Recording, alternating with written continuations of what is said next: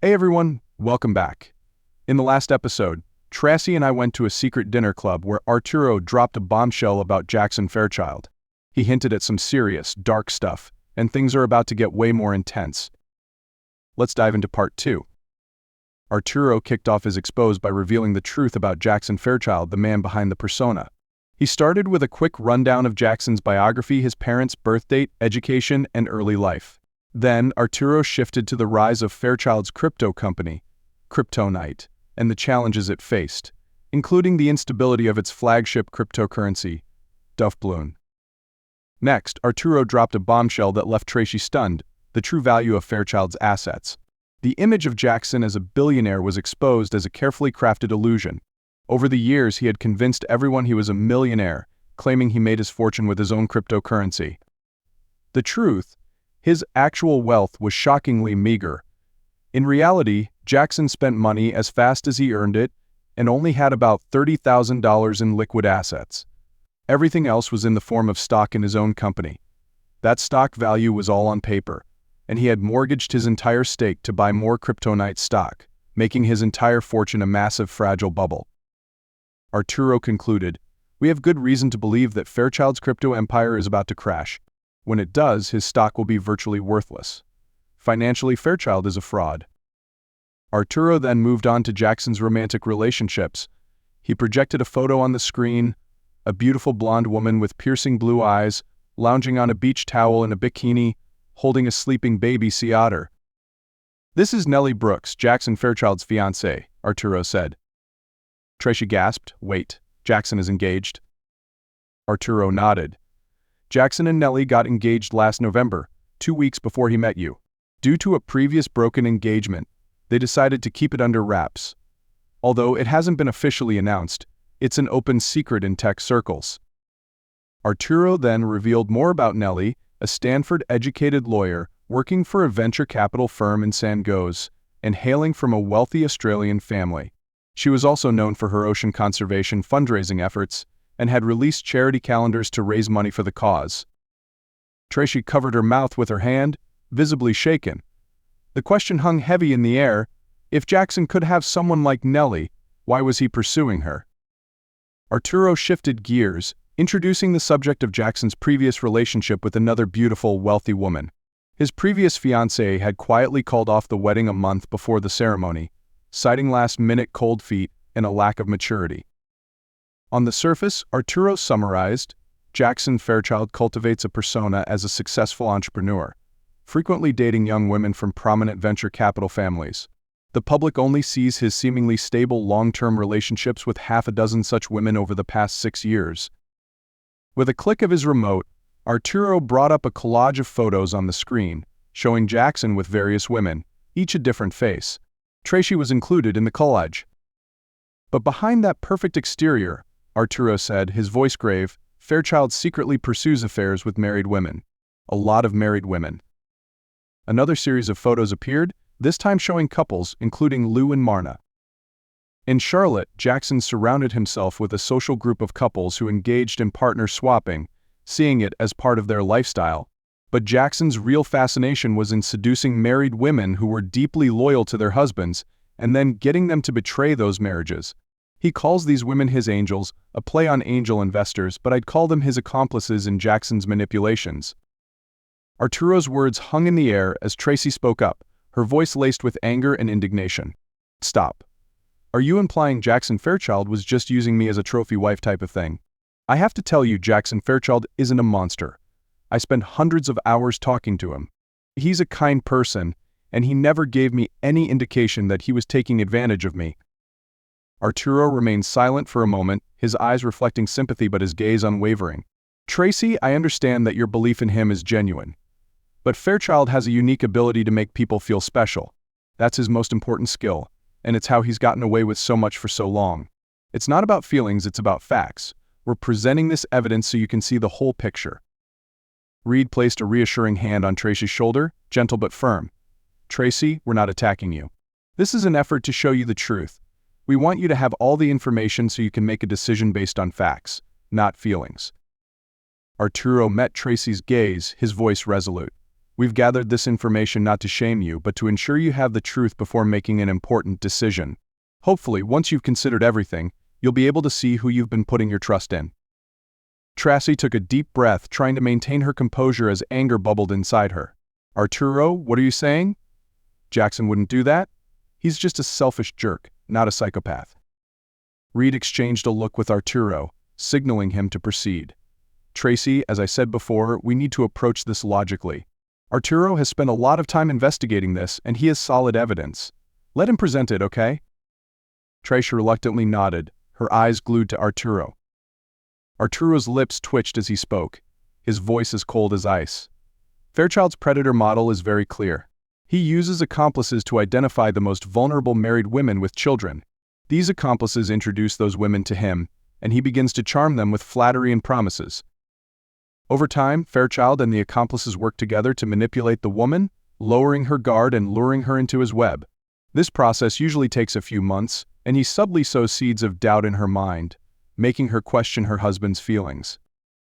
When Fairchild feels the woman is fully under his control, he invites her and her husband for a weekend getaway. During that trip, the husband is unknowingly cuckolded, and the wife is sexually exploited in front of her husband and the accomplices. Then, Fairchild plays a game with both of them, stretching it out for as long as possible. He keeps the woman on a leash, making her both fearful and craving his affection, while tormenting the husband with the knowledge of his wife's infidelity. This torture phase usually ends when the husband divorces his wife. When that happens, Fairchild coldly discards the woman like a snake that has drained its prey. Arturo paused for a moment, letting his words sink in. "Jackson Fairchild only targets women who have children. We believe this is because children force the husband to endure the infidelity longer, allowing Fairchild to torment him for an extended period." Tracy tried to speak, but Arturo's words left her frozen. The tales of Fairchild's cruelty, the chilling details of his manipulation, made it impossible to deny the horrifying truth unfolding before her. "No way, no way," Tracy mumbled, her voice trembling. Arturo met the eyes of the people in the room, his gaze icy. "My team has identified a number of couples whose lives have been destroyed by Fairchild's sick games. I have all their files and stories if you want to see for yourselves." Arturo pulled a stack of papers from his briefcase and placed them on the coffee table in front of Tracy. She tried her best not to look at the papers, but curiosity and fear compelled her eyes to glance at them. "How many?" Tracy asked, her voice barely a whisper. "We've identified 12 cases so far. The most recent one occurred at the end of April. Fairchild took a realtor from Cornelius, North Carolina, and her husband to his beach house on Figure 8 Island. A week later, the husband was arrested for assaulting his wife. The attack was so severe that he was denied bail." Arturo handed Tracy a printout of an online news article titled "Cornelius Man Charged with Domestic Violence." Tracy looked at the photo of the gaunt man with black eyes and a despairing face. She couldn't believe this man had once been happy, had had a normal life like everyone else. Arturo continued in a flat, emotionless tone. "He destroys 3 or 4 couples every year. You and Bobby would be considered his 13th pairing." Tracy's voice rose with anger. 13. I was the 13th married woman he seduced. This whole story is unbelievable. Why would he do that, especially when he's about to marry a swimsuit model?" Arturo looked at Julia. "That's Doc Costa's territory. She's the one who provides the motive. I just report the information I find. Please, let me handle this." Arturo continued. "Out of the 12 couples I've identified, I've been able to interview 6 of the husbands and 2 of the wives. By compiling their experiences, I've been able to build a composite of what happens. As the grooming progresses to the point where the wife is ready to commit infidelity, Fairchild arranges for her to go on a weekend getaway with him to his beach house. There are usually 4 to 6 couples invited. The target couple, and then 3 to 5 other couples who are part of his accomplice network. Everyone knows what's going to happen except for the target husband. These are usually 4-day retreats, but sometimes they're condensed into 3 days. The weekends always play out the same way. On the first night, usually half a day, the wife sleeps with her husband so that he's relaxed. The masterminds and Fairchild encourage her to have sex with her husband in what they call a special way. They tell her that it will help her husband relax and make him more receptive when she gets into bed with Fairchild. On the second day, the masterminds will act to divide the couple. One of them will lure the husband on a hike, or create some activity to keep him busy. Or they'll simply ask him to go for beer. When the husband returns, Fairchild will be demonstrating publicly affectionate gestures toward his wife. The goal is to arouse jealousy and anger in the husband. Arturo paused for a moment, allowing his words to settle in the minds of those present. Jackson Fairchild will then send his wife back to her husband and ask her to be comforting and calm his anger. The masterminds will then ply the husband with alcohol or marijuana. They'll tell him that he's overreacting, trying to get him intoxicated to the point where he's out of control. That's the whole idea, to get him drunk enough to not think clearly but not so drunk that he can't act. 2 of the men I interviewed said that they were drugged with something that made them very sleepy and foggy-headed. It seems to be a key part of the plan. Arturo clicked his mouse, bringing photos of Fairchild's backyard up on the TV screen. After breakfast on the second day, Jackson will take his wife out on his sailboat. The wife is led to believe that he's taking her out to sea, disappearing from sight for the evening. That's not what happens, though. The sailboat is docked in Fairchild's backyard, and he uses it as a stage for his performance. If the wife complains, he tells her the sea is too rough and that they need to stay in the anchorage. While the wife is with Jackson on the sailboat, the men supposedly go deep-sea fishing. This trip will be canceled last minute because of rough seas. This means the husband is at the house, while the sailboat is anchored just off the dock. Arturo pointed at the photo. His house is on the land side of the island, and there's a dock for the sailboat. You see, the dock is 6 feet off the pier. You can get to the boat from the dock via ladder. Once Fairchild and the wife are on the boat, he pulls the ladder in. No one can get on the boat, and the wife can't escape unless she jumps overboard. Fairchild's sailboat is like a fortress built for total isolation, like it was designed to create an impenetrable separation. From outside, it would be difficult to board the boat unless someone was on it to help. He paused, looking at Tracy to make sure she was taking in everything he was saying, and then continued. You can see the boat from the windows and deck of the house, but because of the position, the neighbors can't see very well. Everything Fairchild arranges is designed to maintain selective privacy, to ensure the husband can see but can't intervene. The room remains silent as Arturo continued. Fairchild loves using this arrangement. In the afternoons, he and the woman will sunbathe nude on the boat deck, sometimes getting affectionate or even having sex right there, like it's a show of aggression. And all the sounds from the boat come right back to the beach house. The husband can hear everything, every word, every sound.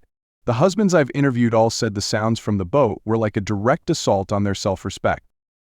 Tracy blinked, trying to maintain her composure, but her face was beginning to show confusion.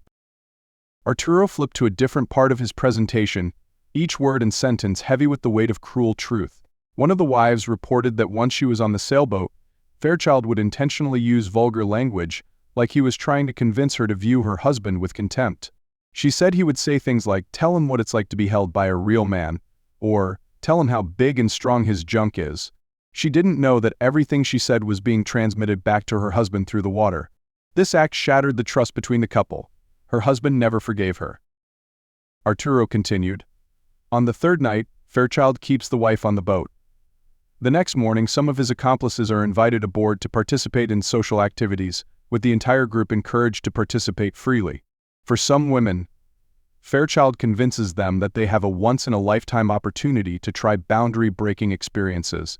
For those who aren't easily swayed, he'll provide a type of relaxation aid. Both of the husbands I interviewed asserted that they suspect their wives were drugged without their knowledge. Arturo's voice deepened, carrying the weight of truth.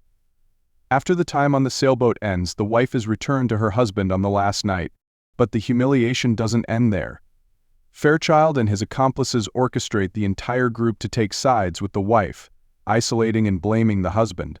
If the husband expresses his displeasure, he's told he's being conservative or unreasonable, while the wife is manipulated into feeling that her husband is the one who betrayed the relationship. Trash's face was now drained of color.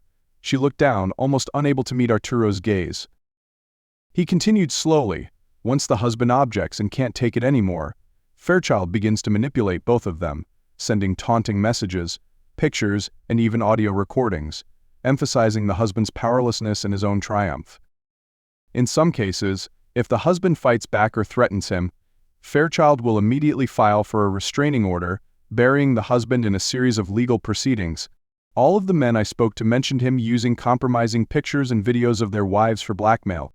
Fairchild threatens to send them to their work, to their friends and family, and even to their children, just so the husband will remain silent and endure.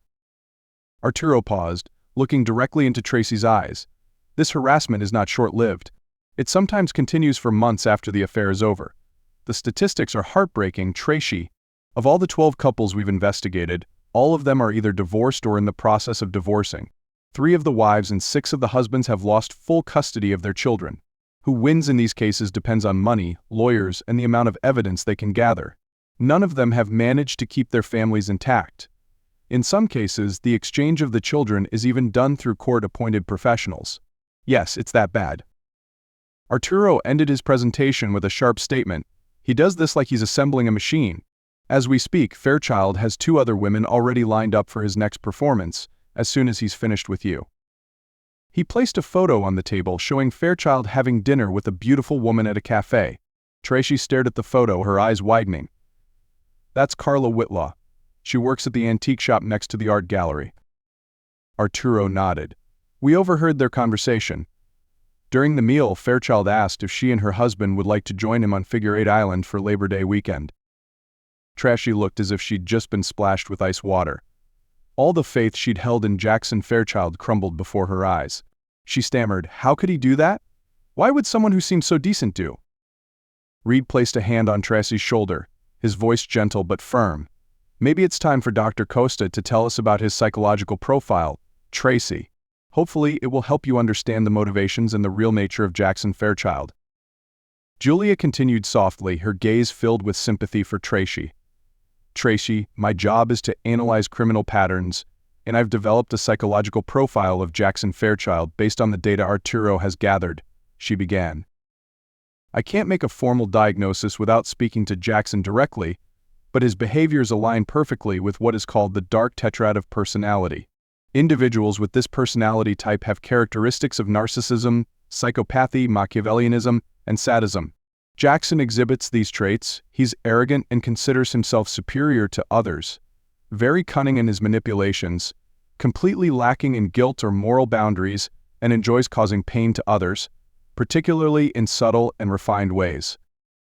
Tracy looked confused, but she was trying to focus. "Did he actually enjoy torturing the women he slept with?" she asked, her eyes wide. Julia looked deep into Tracy's eyes and gently shook her head. "No, Tracy. The real victims in Jackson's psychological game aren't the wives. The target he truly enjoys torturing is the husband." Tracy couldn't believe it. Her eyes were still filled with confusion. Julia sighed and tried a different analogy. "Did you like the ribeye we had for dinner tonight?" Tracy nodded, a little confused. "How did you feel when you saw it on the plate? Excited, right?" "Yeah," Tracy agreed. "What about the knife and fork? Did you feel excited when you saw them? Did you enjoy using them?" "No, they were just tools." Julia smiled slightly. "Exactly. In Jackson's sickness, the husband is the delicious ribeye. The wife is the knife and fork, just tools to cut the husband, to inflict pain on him through emotional wounds. Jackson doesn't actually care about the woman. To him, the wife is just a tool to help him access and hurt the husband." Tracy's face went pale, like a curtain of truth had just been lifted, revealing a completely different person than the one she had trusted. Jamal, who was sitting beside her, gently poured her a glass of water and put it in her hand. Julia continued calmly, but a sadness lingered in her voice. "He looks for women with vulnerabilities. Often it's women who are already married, have children, and sometimes feel dissatisfied with their economic or social standing. Women like that are easily influenced by the charm of a wealthy, charismatic man, especially when they're in environments where they're exposed to the upper class." "The art gallery was a perfect place for him to carry out his manipulations," Julia continued. "For women who are educated but not wealthy, the contrast between the glamorous world of the wealthy they interact with daily and their own reality can easily create a sense of lack. Jackson uses that sense of lack to plant feelings of discontent, convincing them that an affair will bring them the joy and freedom they crave." Tracy felt like she had been doused with cold water. Her eyes were wide open, like she was waking from a trance. She swallowed hard, her voice barely a whisper. "Lou and Marna were complicit in Fairchild's plans? They orchestrated for me to become a victim, too." Julia nodded sympathetically, then looked to Arturo. Arturo checked his notes and responded, They played the same role with 3 women before you: Jamie Fraser, Sharon Benedetti, and Jane Kent. Tracy was immediately shaken. Jane Kent worked at the same position as me before. She quit because of a conflict with Lou, and Sharon, she used to be the events coordinator. I heard her husband killed himself, and then she left for Tennessee. Oh my God, did he commit suicide because of this? Julia responded carefully. Tracy, suicide is a very complex issue, and we can't attribute a single cause to it. Don't blame yourself for something you couldn't have known. Tracy mumbled, almost to herself, I was so stupid. You're doing yourself a disservice, Tracy, Julia said, her voice serious. Fairchild is very cunning and seductive, and he has no moral boundaries. On top of that, the accomplices are incredibly effective tools for Fairchild to use. Julia paused for a moment, allowing her words to sink in. The masterminds tell the wife about how amazing the sex is. They tell her that Fairchild is an amazing lover, experienced and special. His wealth, status, and charm are all intoxicating. The wife feels special, and the masterminds reinforce the flattery and the woman's growing affection. Julia's voice dropped to a low murmur, as if emphasizing the danger of those sweet words. One of their most insidious grooming techniques is to insist that extramarital affairs will lead to an improved sex life for the married couple. They insist the husband will get sexual pleasure from his wife being taken by another man. They constantly flaunt what they call reclaiming sex. Julia's slight smile sent a shiver down Tracy's spine. That's a blatant lie. Most people in serious relationships find the possibility of their partner's infidelity repulsive. A very small percentage of people are able to find pleasure when they have sex with their partner who has just betrayed them. Oddly, the masterminds do it. They have a sexual preference. This is why Fairchild uses members of the cuckold community to convince the wives that the men like it. Julia paused, allowing the harsh truth to settle in. None of the people Arturo interviewed ever had a reclaiming sex experience to sell them on the weekend. Not one. Tears began to stream down Tracy's face. While the wife is being seduced by Fairchild and the masterminds, the relationship is kept on an immaterial level. This makes the woman feel like she's not in danger, and this facilitates her falling into a deep emotional attachment. Emotional attachment is the killer app of infidelity. It's deadly. Tracy nodded, her eyes red-rimmed, as if she had finally seen the horrific truth firsthand. Fairchild, over time, uses his charm to lure women into an escalating pattern. Emotional attachment turns into shared secrets. Shared secrets turn into secret texting. Secret texting escalates into sexually explicit messages, eventually turning into nude selfies and even more compromising material. Tracy nodded, her face pale, as if struggling to process the harsh reality. The actual cuckolding is done at Fairchild's beach house, Julia said. Arturo already told you about what happens there. Do you understand the psychology of how it works? Like that, Tracy replied, her voice trembling, as if she was trying to understand and grasp the truth. Julia reassured her, let me put it this way. Everyone at the beach house, except for your husband, is in on the conspiracy to encourage you to cheat on your husband. You want to cheat as well, and that's a logical outcome from the fact that they have been systematically grooming and deceiving you for months. The only person at the beach house who doesn't want you to cheat on Fairchild is your husband, Bobby. Group psychology is very powerful. Humans are herd animals. There is tremendous pressure on the individual to conform to the group's desires. Jackson Fairchild and his accomplices know this. By the end of the weekend, you'll feel justified in cheating because everyone there except for your husband will be constantly telling you that you're not doing anything wrong. They'll affirm your actions are innocent because you told your husband about it beforehand. Your husband will be the only one objecting, and the group will vehemently oppose his behavior and publicly shame him. You'll feel entitled to cheat and feel he is wrong for objecting. You'll be encouraged by the group to be cruel to him for not being happy that you're betraying him. That will be the most psychologically devastating event of his life. Do you see how they're trying to manipulate you? Do you see the trap they've laid for you? Tracy nodded, tears streaming down her face, as if Julia's words had woken her from a dream and forced her to face the brutal reality. You should not go to Figure 8 Island, Julia said, her voice grave. You should not participate in Jackson Fairchild's plan. Tracy looked at me with a face full of guilt, and she started to cry softly. She wanted to hug me. She wanted to apologize. I didn't want her to touch me right now. Hearing this run down the way I did made my blood boil. Julia could see what was happening. She could see that Tracy's attempt to find comfort in me would be met with anger. So she went over and sat next to Tracy, facing Amy, and embraced her. Tracy cried for a few minutes, clutching Julia's hand. When Tracy was stable, Julia continued in a soft but resolute voice. "Tracy, there's one last thing we need to discuss. This is still speculative, but it fits in well with Jackson Fairchild's personality and the reason for the unusually long grooming process." Tracy looked up, trying to understand. Why would it be like that? Julia took a deep breath, her eyes full of empathy. "At the Christmas gala, your husband confronted Jackson.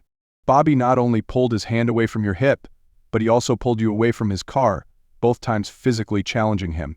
As far as we know, Bobby is the only husband to ever react like that with Jackson Fairchild. The other men we interviewed all handled the situation delicately, choosing diplomatic ways to de-escalate. But Bobby was different. He stood his ground, resolutely confronting him." Tracy's eyes widened, as if she truly understood for the first time. Julia continued seriously, "Jackson has a very specific pathology. He gets satisfaction out of conquering and humiliating men he sees as challenges. Bobby is a challenging target for him, a big score that, if won, would make his victory all the more valuable. So, he invested heavily in grooming you, making sure that you were completely infatuated with him when he pulled the trigger on the affair. He wanted this win to be spectacular, and also to be the most devastating blow to Bobby." Tracy turned pale, as if a sentence had just been passed. She trembled slightly and turned to Julia, asking in a weak voice, "Is that right? It was all about revenge?" Julia nodded sympathetically. "Yes, and that indicates that Fairchild is not only dangerous but also targeting you with malicious intent. But listen, Tracy, I know that what you've been through is a form of deep emotional trauma. People like Jackson don't just lure, they also destroy the self-esteem and emotions of others to achieve their goals. What's important now is that you get the support you need to get through this." Julia handed Tracy a card. "This is Becky's card. She's an excellent counselor and has helped many people recover from similar trauma. I've already set up an appointment for you tomorrow morning at 9. Becky will help you with the first steps to healing." Tracy hesitated, "But Bobby and we were supposed to have a special night together." Julia placed a hand on Tracy's shoulder and gave her a sympathetic smile. "Oh, sweetie, you both need some time to recover right now. Tonight, Amy is going to take you to the hotel we've prepared. It will be better if you have a night of complete rest, away from all this stress." Tracy bit her lip, her eyes filled with disappointment and pain. "But Bobby, won't he be with me?" I didn't know how to handle this, so Julia stepped in again. Julia looked at Tracy with gentle but firm eyes. "Tracy, your husband has tried his best to protect you, to salvage this marriage over the past few months. He's endured heavy emotional damage, much deeper than you realize. Bobby has sought counseling to get through this pain, silently enduring and trying to hide the extent of his hurt from you. He has been patient, but he's also established clear boundaries." Tracy looked at Julia, her eyes becoming confused and filled with regret. Julia continued, "From the beginning, our team has helped Bobby define what he needs, a clear and genuine commitment from you, not just a return because Fairchild is the bad guy. He wants to be sure that you're still a reliable partner, committed to this marriage. Do you understand why that's so important?" Tracy shook her head, her voice diminishing, as if she didn't dare acknowledge the truth. "Try to see things from Bobby's perspective," Julie explained. "You were planning to meet with a man who is a complete monster. Bobby could have stopped you just by exposing Fairchild's cruelty, but that didn't give him any assurance. What Bobby needs is to know that you chose him because of this marriage, not because you're afraid of a monster like Fairchild. He needs to be sure that you'll remain faithful because it's the right thing to do, not just because you're afraid of what will happen if you don't. You see the difference?" Tracy hung her head, her voice barely a whisper. "I understand." "That's why Bobby gave you an opportunity to choose," Julia continued. "That deadline was this morning, when he was waiting for you to decide between going to D.C. or to choosing a vacation next to Jackson. From Bobby's perspective, when you chose to skip the family trip, you made a definitive choice and ended the marriage yourself." "No, but I didn't cheat," Tracy cried, her voice filled with panic, tears streaming down her face. "I didn't even go to the beach. I don't want to lose this marriage." I couldn't hold back my emotions any longer. "Tracy, I've made it very clear to you," I said, my voice tightening. I gave you a clear deadline. If you chose the beach this morning, that would be the end of us, and I would go my own way. I couldn't be more explicit. You had your choice. Anger bubbled up inside me, the feeling so intense that I had to get up and head towards the door. I need some air, I said, trying to maintain my composure. Julia looked at me with sympathy. Bobby, take a walk around the block, she suggested. We're going to spend some time talking to Tracy about things she needs to know. You can come back later. 20 minutes passed, and I'd calmed down and returned to the club, feeling more composed. The men were gathered in the hallway, chatting quietly, like they were waiting. I asked them what was going on, and Reed looked at me, saying softly, "We're trying to give Tracy some space." Through the crack of the open door, I could see Tracy sitting there, sobbing in the comforting arms of Amy and Julia. The sight made me freeze for a moment. What happened? I asked, a sense of unease rising. Reed exchanged a look with Arturo, who explained, "We showed her some materials that you haven't seen in the conference calls. We thought she should see them." I furrowed my brow, needing to know more. "Can you give me a quick rundown?" Arturo sighed. "Two main things. First, we showed Tracy pictures, videos, and recordings from her dates with Fairchild. We were able to record most of their conversations with long-range microphones. However, there were 5 dates where they dined at this club, a place where we didn't have access." A bad feeling crept in, and I asked, "So there were quite a few dates?" Arturo nodded.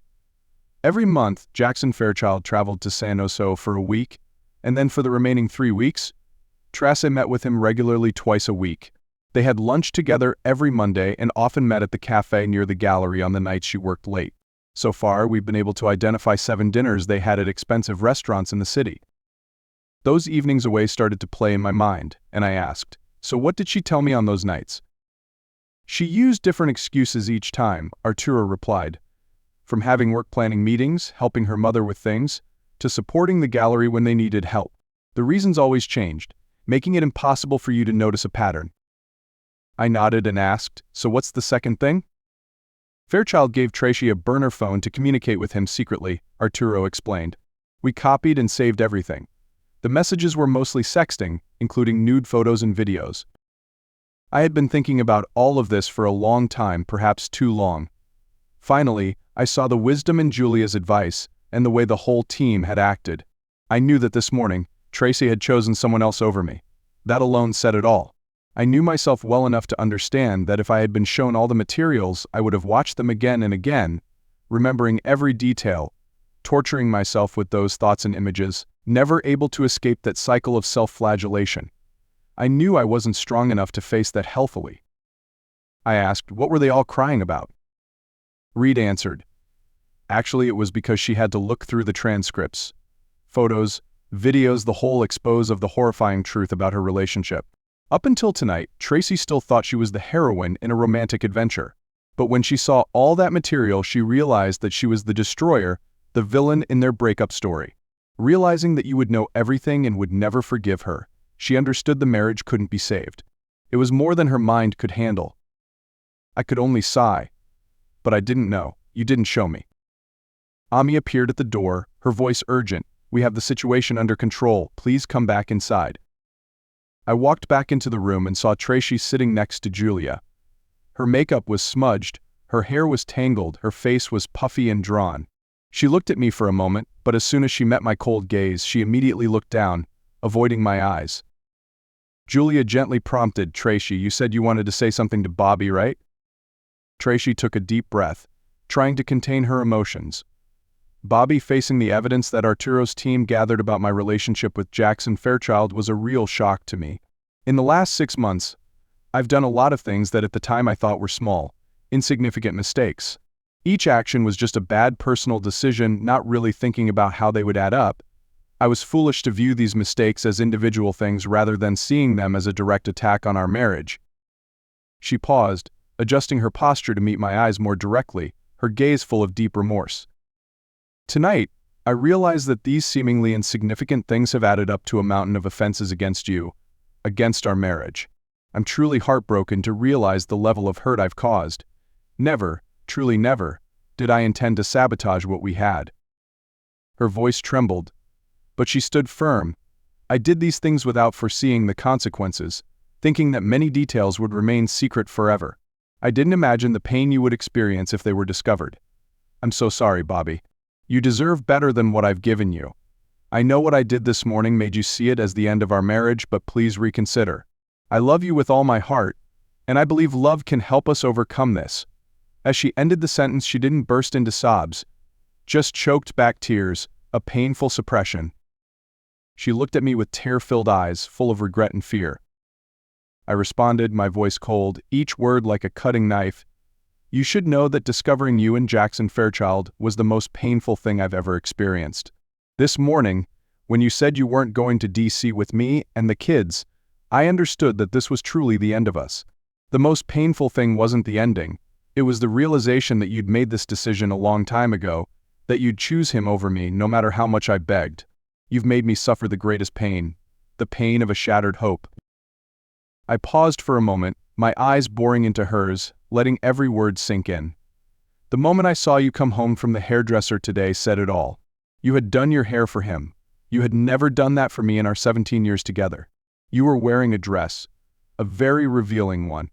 You'd never worn anything like that for me, but you did it for him." I laughed bitterly, the taste of cynicism on my tongue. "I didn't even know you owned that dress. You were prepared head to toe for him. That dress, you were wearing it with underwear you had never put on for me for all these years. You've let him see you like that, and I never have. I don't need to see any other evidence. The truth is staring me in the face." Tracy's face flushed, grabbing a tissue to cover her shame and confusion, but it couldn't mask the hurt and anger in her voice. "I'll just say this," she choked out. "I'm deeply offended that you think you can soothe the emotional wounds of your betrayal by bribing me with a great night in bed. What do you think of me? Do you think I'm so easily manipulated that a few magical moves can make everything go away? You even promised things that you said you'd never tried with me, techniques that you obviously practiced diligently to please him. Really, you're going to give me a taste to ease your guilt. You're trying to hide your selfishness under this false generosity. Do you understand how hurtful this is to me, Tracy? I feel insulted, used, and utterly betrayed." I could feel the blood rushing to my head, anger burning from deep inside. I had to take 2 deep breaths to try to keep it in check. The air in the room became thick with tension. Reed and Julia exchanged glances, as if searching for a way to stop this, but not knowing how. Ami, Ben, Don, and Jamal stood there, silently observing, clearly none of them wanting to continue witnessing this embarrassing and suffocating scene. Finally, I broke the tension, trying to keep my voice calm. "Look, this is going too far, and we might be going off track. I can tell that everyone in my group is uncomfortable with this conversation. Tracy, there will be time and space for us to discuss this privately. I promise you I will hear you out and give serious thought to what you've shared. But right now, I can't give you an answer immediately. I'm too tired and just don't have the strength to do that now." I turned to Reed, my voice weary. "Reed, can you get us out of here? I'm not sure I remember what's supposed to happen next." Reed nodded. "Okay, next up is discussing legal actions." He looked at Ben and Jamal. "That's your guys' domain." Ben stepped up to the podium, his deep voice and distinctive southern drawl giving him a certain authority that silenced the room. "All right, Tracy, in North Carolina, a third party interfering in the marriage of a couple is unlawful. This behavior is called alienation of affection," he began. "This means that another party's interference has destroyed or significantly diminished one person's love and commitment to the other. When someone inserts themselves into a marriage, causing severe damage to the marriage's happiness, the aggrieved party has the right to sue that third party for damages. Do you understand me?" Tracy nodded, her voice shaky. "Yes." Ben continued, his gaze sharp but his demeanor calm. "Good. Jackson Fairchild tried to seduce you using lies and manipulation to break apart your love for Bobby. He downplayed Bobby, making you think he wasn't worthy of your love. And we have clear evidence of those lies. Do you agree that Fairchild's actions have caused undeniable harm to your marriage?" Tracy hung her head in acknowledgement, her voice barely a whisper. "Yes." Ben continued, "Bobby has instructed me to file an alienation of affection lawsuit against Jackson Fairchild. I've drafted the case with all the evidence we can gather.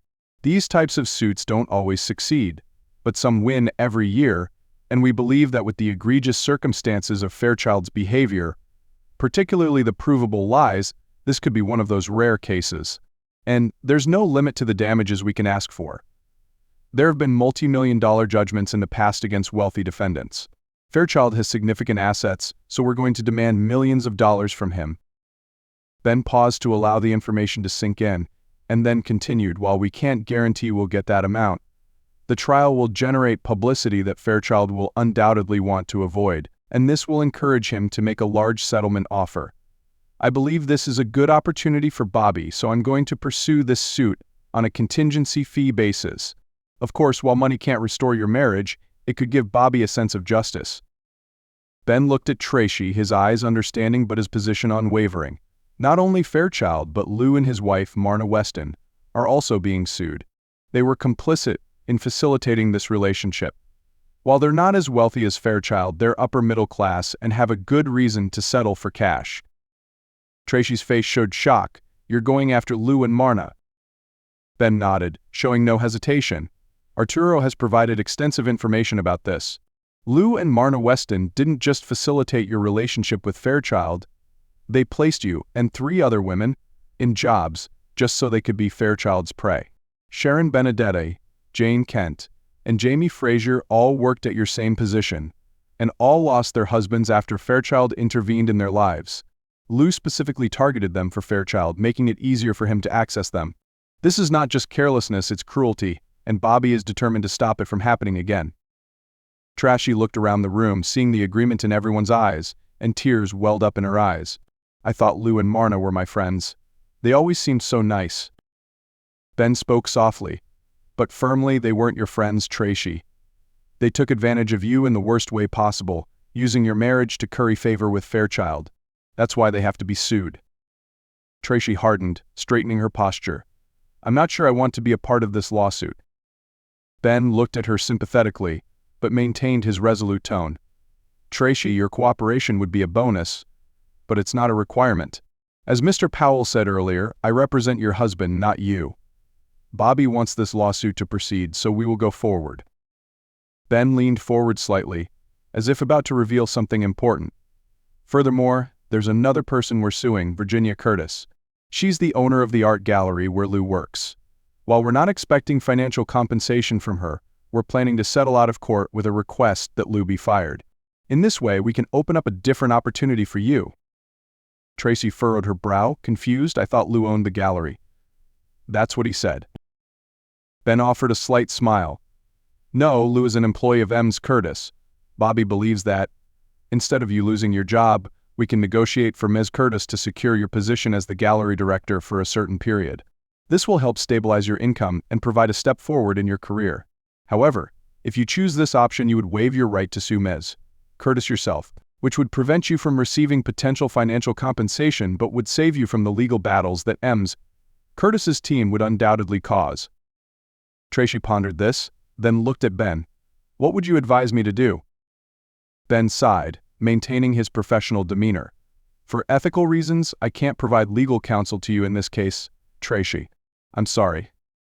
Tracy took a deep breath, her face calm, but there was a hint of hesitation in her eyes. "I think I'll choose the job instead of pursuing the lawsuit. Is that okay?" Don smiled gently. "It's okay, and honestly that's what Bobby hoped you would choose. But remember, Ms. Curtis might resist keeping you in that position. If she refuses, you still have the option of suing her for sexual harassment later. She'll definitely understand that." Tracy nodded, showing determination. Ben sat back down, his serious demeanor returning to his face. "All the lawsuits were filed with the court this morning. The rest is making sure the defendants are served with the summons. Now, I want Jamal to share the plan for tomorrow morning on Figure 8 Island." He turned to Jamal with a look of trust. Jamal stood, his voice clear and confident. "Figure 8 Island is a private residential community just north of Wrightsville Beach. Outsiders can't access the island without permission, and all the entrances are guarded by security booths. There's usually a long line of cars waiting to be inspected. Ben's team has attached GPS tracking devices to Fairchild and Weston's cars.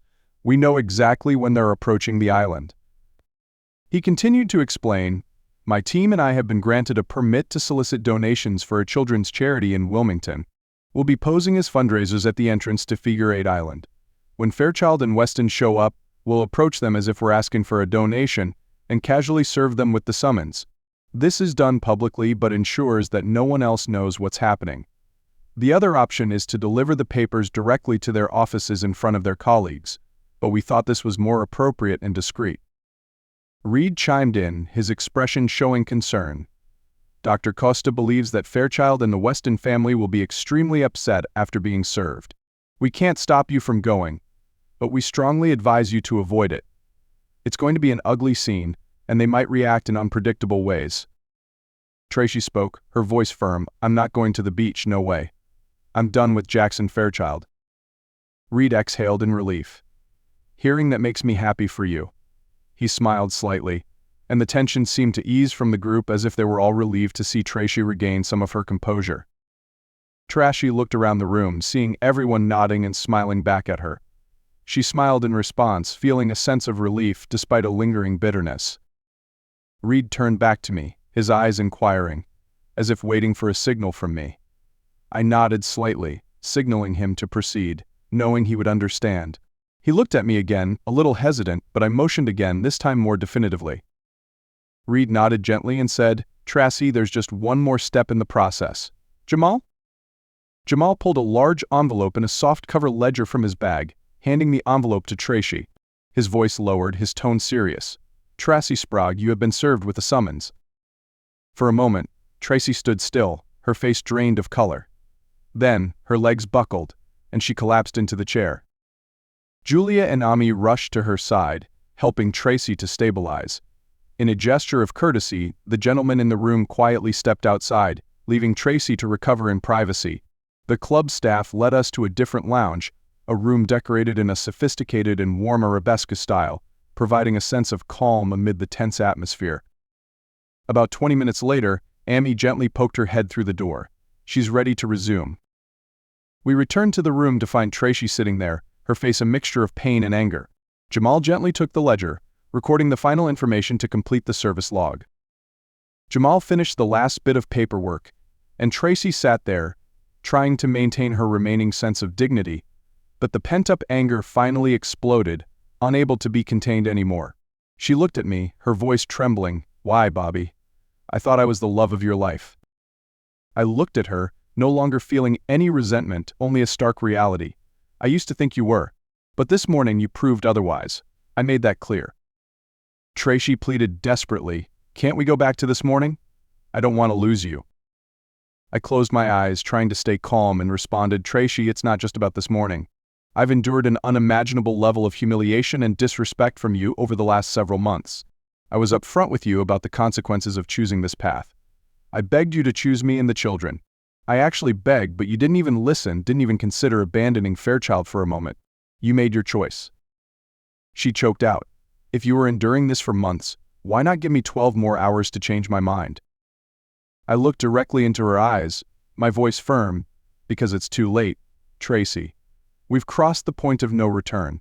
I had to act today to protect not only myself but you and the kids. Tracy objected, her confusion evident. Divorce protects what? Bobby, this is crazy. I took a deep breath, explaining in a heavy but clear tone, first, tonight is to protect you. I don't have to orchestrate all this. The documentation and evidence we have tonight don't help me or the kids. I already know everything. The kids don't need to know, and hopefully they'll never have to. But I can't let you walk into a mess at Figure 8 Island without knowing what's waiting for you. All I'm doing tonight is protecting you from yourself. I paused, locking eyes with Tracy, ensuring she understood what had happened. I hope you recognize that tonight is a huge emotional sacrifice on my part. If you need proof of my love for you, this is it. I've endured everything, hurting myself to stop you from making the biggest mistake of your life. I continued, my voice resolute. Second, divorce is to protect me and the children. Remember what Arturo and Julia said about Fairchild using what he has to blackmail families? He threatens to release messages and photos to families, colleagues, even the children if they don't comply. Tracia hung her head, her expression confused but not fully accepting. In your exchanges with Fairchild, you've created a cache of material that he can use to torture me and destroy the children. You know that, right? He could inflict lifelong psychological damage to the kids. This divorce will slam that door shut, taking away any power he has over our lives. Julia already tested this. He'll back off if he doesn't have a hold on you. The day this divorce is filed is the day it all ends. Tracy looked at Julia, searching for a final glimmer of hope, but Julia only nodded to confirm what I had said. Tracy sighed, finally appearing to accept, but she still tried to argue. That doesn't make sense. If you had chosen to go to DDC this morning, wouldn't he still have done that? Julia spoke up, her voice clear and definitive. No, Tracy. If you'd chosen DC, you would have had to message Fairchild that it was over. He would know you chose your family over him, and he would drop it immediately. But you chose the beach, and instead of rejecting him, you contacted him and told him, right? Tracy was confused and shook her head. No. I didn't. But then she blushed, looking at the floor. That's a lie. I did message him. He knows I chose him. I nodded, my voice firm. So that's why this divorce has to happen. I can't risk it any longer, Tracy. Your choice has been made too clear. I turned to Arturo, my face grave. Arturo, I need to know. What did Tracy tell Fairchild to make him sure she had chosen him? Julia gently interrupted. Concerned, Bobby, are you sure you want to know? I looked at her, determined. I have to know. Arturo looked uncomfortable as he bent over his computer screen, a fleeting hesitation crossing his face. Finally, he asked softly, Bobby, are you sure? It was like he was warning me about what I was about to hear. Tracy hung her head, pleading, Bobby, please don't. I beg you. But I had decided. Read it, I have to hear the truth. Arturo cleared his throat, his voice even and neutral as he began to read. This is a message from Tracy sent through the app. I did it. I actually did it. I finally had the courage to tell my husband about the decision we made 2 months ago, that we were going to spend this weekend together. As you predicted, he didn't agree, and all his reactions were just like you said. It's strange seeing your predictions come true. I feel empowered by your understanding that he will never change, that he'll lose me. Tracy's face went white, the last words of Arturo hanging in the air. Next, Arturo hesitated, his voice trembling slightly. She wrote, I spent all afternoon at the salon preparing to see you. I had a massage to relax, then a Brazilian wax for the first time. My hair was cut and styled, and now I'm getting my nails and toes done. I'm sitting here thinking about what you're going to do to me. I can't wait for Friday night. The room fell silent, everyone holding their breath, and I had no words. I looked at Tracy, my voice calm but filled with pain. Can you explain to me now why this divorce is a mistake? No one in the room spoke. The silence was thick and heavy. Finally, Reed chimed in, his voice soft and almost compassionate. It's too late, and we need to move forward. Maybe it's time for Ben to talk about the divorce terms. Ben stood before us, his expression serious, but his voice remained calm and professional. In North Carolina, divorce is a fairly straightforward process and isn't based on fault. This means that no one has to be blamed or accused. As long as both parties agree on the division of property and custody and the judge approves that agreement, the divorce proceedings will go through automatically.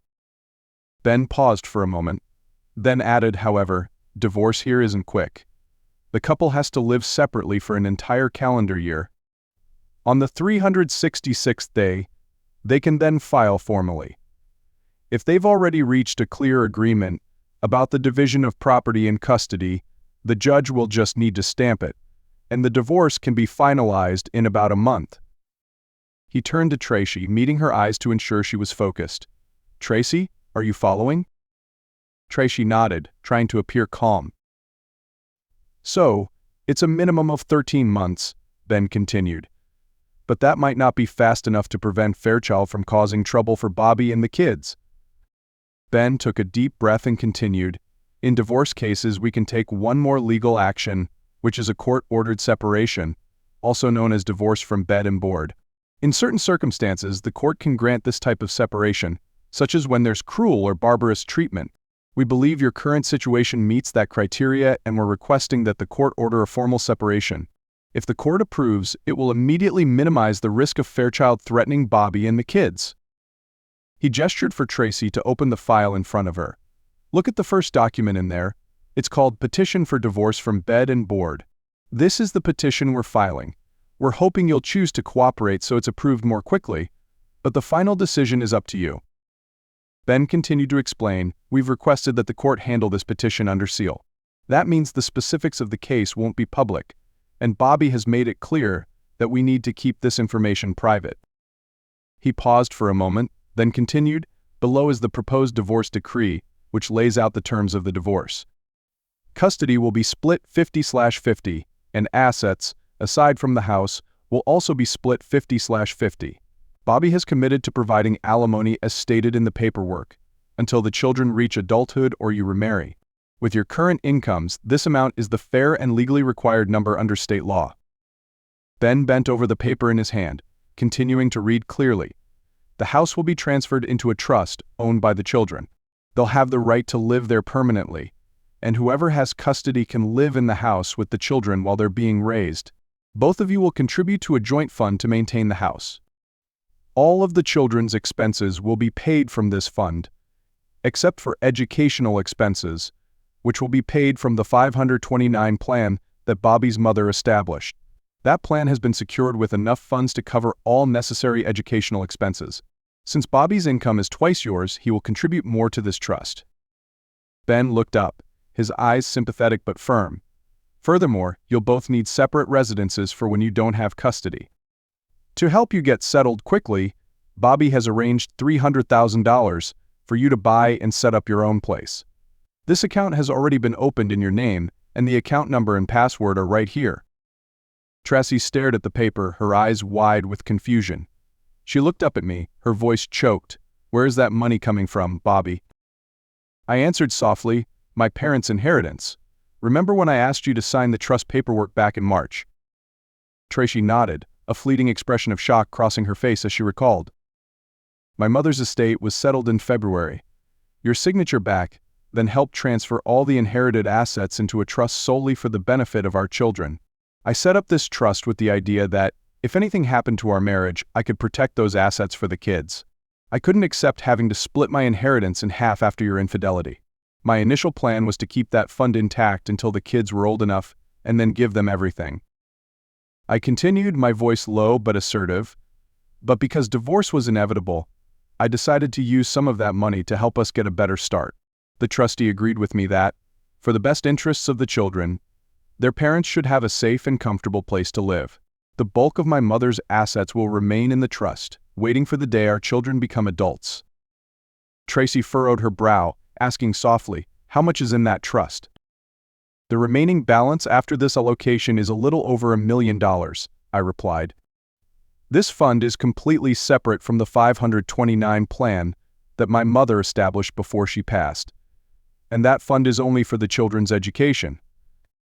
Ben nodded, then turned to Tracy, his voice confident but not without a hint of gentleness. "Tracy, I can't emphasize this enough. This is an amazing settlement offer. Bobby wants to give you the best possible new start to make up for the harshness of these divorce proceedings. The only thing is that he's asking you to not request any marital counseling. However, if you're willing to participate in co-parenting counseling, he'll pay for that entirely. Do you have any questions?" Tracy looked down, silent for a moment, and then shook her head. "No, I understand." Ben began to gather the paperwork, nodding in satisfaction. "The next step is for you to find a lawyer to represent you.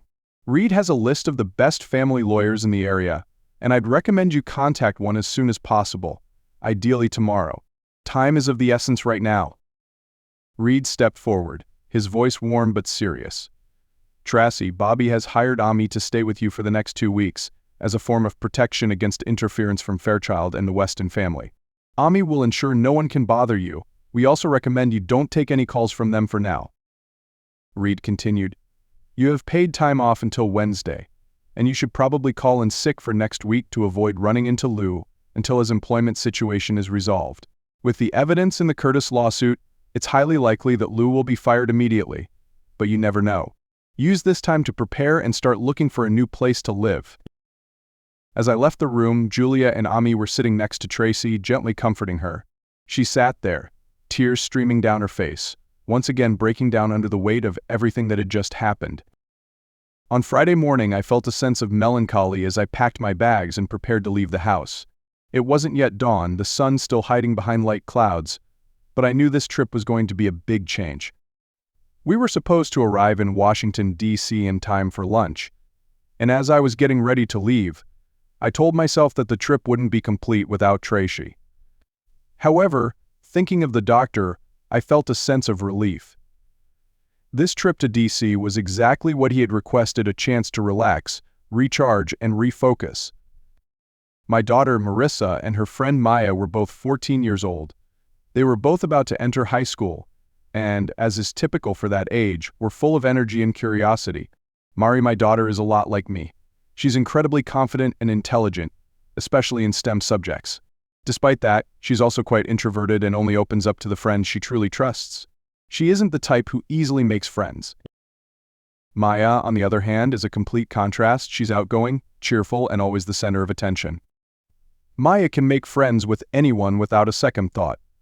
While Maya's grades aren't as stellar as Mari's, I can't help but admire her perseverance and diligence. She's incredibly talented in art and language subjects. These two girls are both teenagers, with boundless desires for freedom and exploration. This was the first trip they were taking without their mother's supervision, and it was, in their eyes, a grand adventure. My son Terry is a completely different archetype. He inherited everything from his mother, her creativity and artistic talent. Terry is the best artist in his class, but he's also one of the most handsome boys I've ever seen. However, being one of the youngest in his class, Terry has faced a lot of bullying, which breaks my heart. But he's always maintained his resilience and optimism, thanks to my encouragement and his close friends. Charles, Terry's best friend, is a polite and enthusiastic boy. They've been playing together since they were little, and now they're inseparable best friends. Charles has a clear vision for his future. He wants to become an Eagle Scout, just like his older brother. He's always been a model of hard work, dedication, and optimism. Terry and Charles aren't just bound by friendship, but also by great memories of shared experiences, like their scouting adventures. When we arrived in DC, I had prepared a long list of famous landmarks to see. The kids excitedly flipped through it, choosing which places they wanted to experience. In the end, we had a pretty reasonable list. However, the only thing I insisted on was a visit to the Capitol building on our last day, as I had a meeting scheduled with one of my state senators, who had been consulting with me about some cybersecurity bills.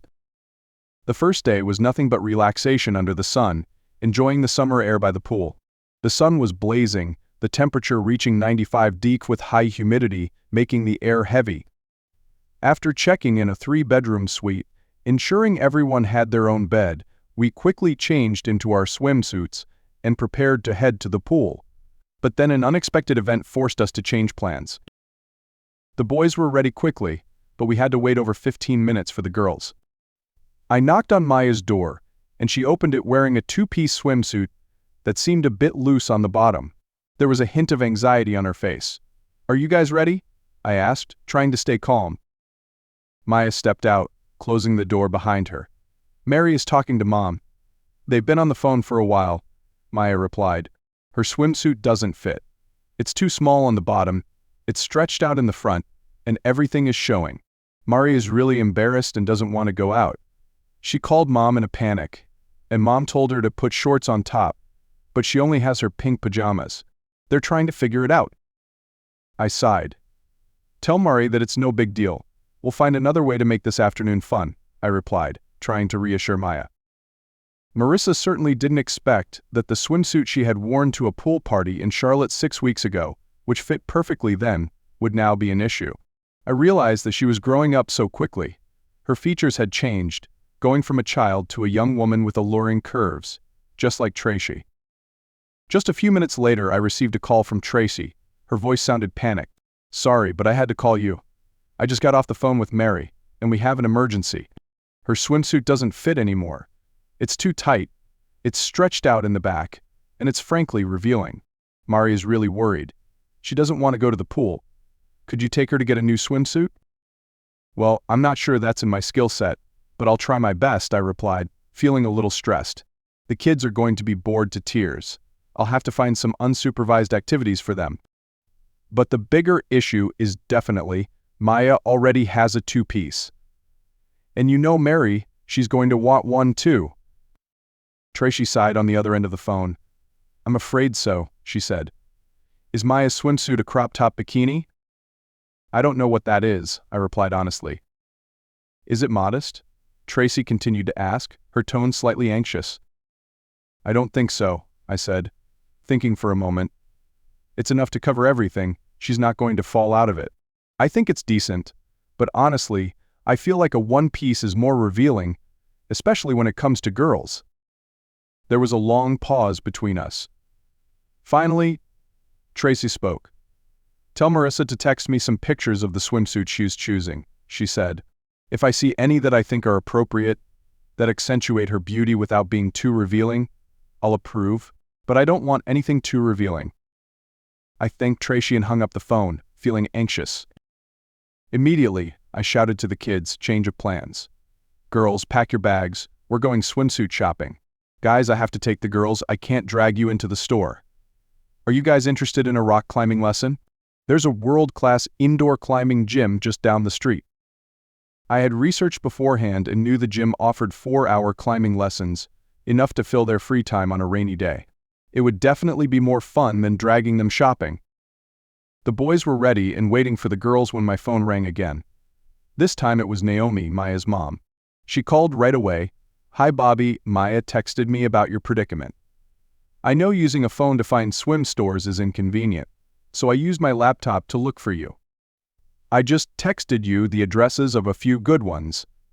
There's one pretty close to your hotel, and they're known for being excellent at fitting swimsuits to body types. That should be your first stop." I asked, so for her age, what kind of swimsuits are appropriate? We want something that's not too modest but also not too revealing. Naomi chuckled on the other end of the phone, her voice full of understanding. "Marissa is healthy and confident. She'll like a bikini. You're a dad, I understand you might not like it, but wearing a bikini at that age is a status thing. She wants to show she's putting in effort to stay in shape, competing with other girls.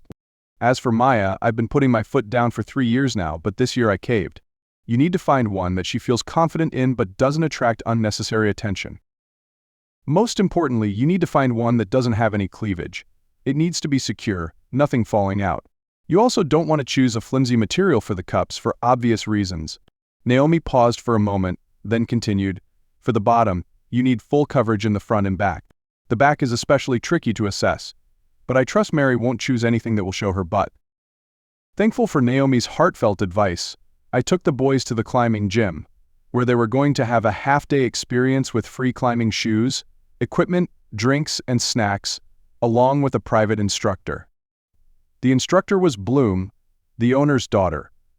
She was featured in the picture on the magazine cover hanging in the lobby, a young woman, sweating as she climbed a 400-foot cliff. In the picture, she had no safety harness. Bloom was definitely a beautiful girl, somewhere in her mid-20s, and when I met her at the gym, she was even more captivating. She was cheerful, energetic, and seemed genuinely passionate about her work. The boys were practically mesmerized right away, and it wasn't difficult to see that all their attention was focused on Bloom. When I dropped the boys off at the gym, I drove the girls to the store Naomi had found. When I arrived, I was actually surprised. It wasn't just a regular swimsuit store, it was a lingerie boutique that also sold swimsuits. The atmosphere inside was definitely upscale. The swimsuits on display weren't cheap. As we walked in, a middle-aged woman was hanging clothes on the rack, who saw us and immediately approached. "Hi there, how can I help you?" she asked, her smile polite. "I'm taking my daughters on vacation, and they need swimsuits," I said. "We found your store online, and your website said you sell and fit swimsuits. I'm not sure if we're in the right place." The woman took an immediate liking to us, her eyes lighting up as if she had just recognized special customers. "Hi, I'm Mackenzie. I own the store," she said, her smile widening. "We do have swimsuits, and Elle will help you with the fitting. She'll be right with you." Mackenzie pressed a button on the counter, and just a few seconds later, Elle appeared. She was a woman in her mid-20s, with a middle-class but attractive look, bright skin, and sleek, dark hair. She seemed confident and friendly from the moment I saw her. Mackenzie quickly explained the situation, and Elle started asking us about our swimsuit preferences. She easily connected with both Maya and Mari, and I couldn't help but feel relieved. Elle was not only professional but incredibly enthusiastic. She began to talk about finding the perfect swimsuit that flattered their figures while remaining modest. And then Mari, as I had predicted, turned to me and asked a question that caught me off guard. "Dad, can I get a 2-piece swimsuit? I really want one." This question, especially as she asked it in front of Mackenzie, Elle, and Maya, made me feel a little awkward. "I've been talking to your mom about this," I replied, trying to stay calm. "She said she'd want you to text her the suits you like so she can decide. She thinks I'm going to object to everything.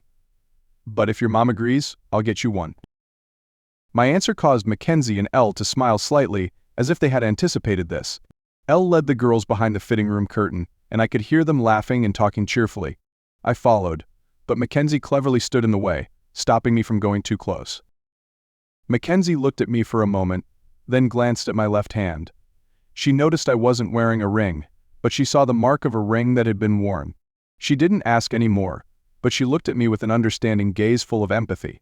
"First time shopping for your daughter?" she asked softly. "Yes," I replied, feeling a little embarrassed. Mackenzie smiled, her eyes kind. "Trust me, the girls won't want you behind that curtain," she said. "Trying on clothes at this age is a self-discovery challenge. They'll be very sensitive about their bodies. They don't want to be vulnerable like that in front of their father. It's not about her relationship with you, it's about her growing into womanhood." Mackenzie's words made me contemplative, and I nodded in agreement. What she said made perfect sense. Mackenzie continued, "If you'd like, we have a waiting room for dads. You can sit there while the girls shop." She led me to a spacious room dedicated to men. There were a few leather chairs, a plush couch, and a few TVs, thankfully off. Mackenzie asked if I wanted anything to drink, and she eventually made me a cup of delicious coffee. While I enjoyed it, she asked softly, "Is this your first trip since separating from your wife?" I didn't hide it, acknowledging that it was. Mackenzie sighed softly. "My husband left me 2 weeks after our 19th anniversary," she said, her voice full of regret but also resilience. "My older daughter is about the same age as your daughter. That first trip after the separation was really hard. I felt like I was in a fog. But by the end of the vacation, everything started to clear up. My daughter and I really reconnected, and we both realized that we could be happy without him. It was truly a healing experience for us both." Her story genuinely moved me, and the way she told it, softly and subtly, made me feel closer to her. Time passed, and I sat relaxing with my iPad, reading a few books. About an hour and a half later, Mackenzie and Elle returned, their faces beaming. "Good news, Bobby," Elle said with a bright smile. "We found a few swimsuits for Mary and Maya. They're all very cute. The one Mari likes is a little more daring, but I think it's still very classy. She's waiting for her mom's response. If her mom doesn't approve, Mari will happily go with her backup choice. She's definitely in a growth spurt. Her old suits don't fit anymore," Elle added. "Her underwear doesn't fit either. Her bra is a size too small, and the underwear is just too little. Luckily, we have a big sale on lingerie. I'm wondering if it's okay to try her in a few new bras?" I instantly felt a bit uncomfortable. "You can help Mari with her choices." "Sure," I said, keeping my tone as steady as possible. "But Maya isn't my daughter, and if she wants to try on undergarments, she should get her mom's permission. I'm her guardian for this trip, but buying things like that for her, it's just not a call I feel right making. If her mom knew, well, let's just say I'd rather avoid any potential problems." Elle nodded, showing she understood. "All right, I'll have Maya call her mom." Then Mackenzie leaned in a bit and said, "Before we bring Mari into the loop here, Bobby, there are a few things I wanted to mention to you." "Of course, and please, call me Bobby," I replied, starting to feel more at ease with everyone. Mackenzie smiled. "Thank you, Bobby. The swimsuits that really fit Mari well are pretty pricey. Elle takes a lot of care in selecting swimwear that's a good fit, and honestly, part of why it took so long is because Elle was letting them try on more affordable options first." She glanced at me before continuing, "Since Mari's still growing, there's no guarantee if these suits will fit her for long. She could have a growth spurt, and in a few weeks, it might not even fit right. Spending too much on a swimsuit right now might not make sense. But we can offer a discount on the retail price, though even with that, all the suits she tried on are still in the higher price range." Elle then walked back in, holding a swimsuit with a big smile as if she were holding a rare find. I looked at the suit in her hands, wondering about the price tag. "So how much does this one run?" I asked, a bit of worry creeping into my voice. Mackenzie handed me some tags. They were all over $100. I frowned, feeling a bit torn. "So how does she look in this one?" I asked, hoping for some kind of reassurance. Elle grinned confidently. "Like $1,000,000, she said without hesitation. "It's rare to see a suit that fits this perfectly. It's like it was made for her. Well then, I don't care about the price, I said, feeling my worry start to melt. If it makes her feel good about herself, it's worth it.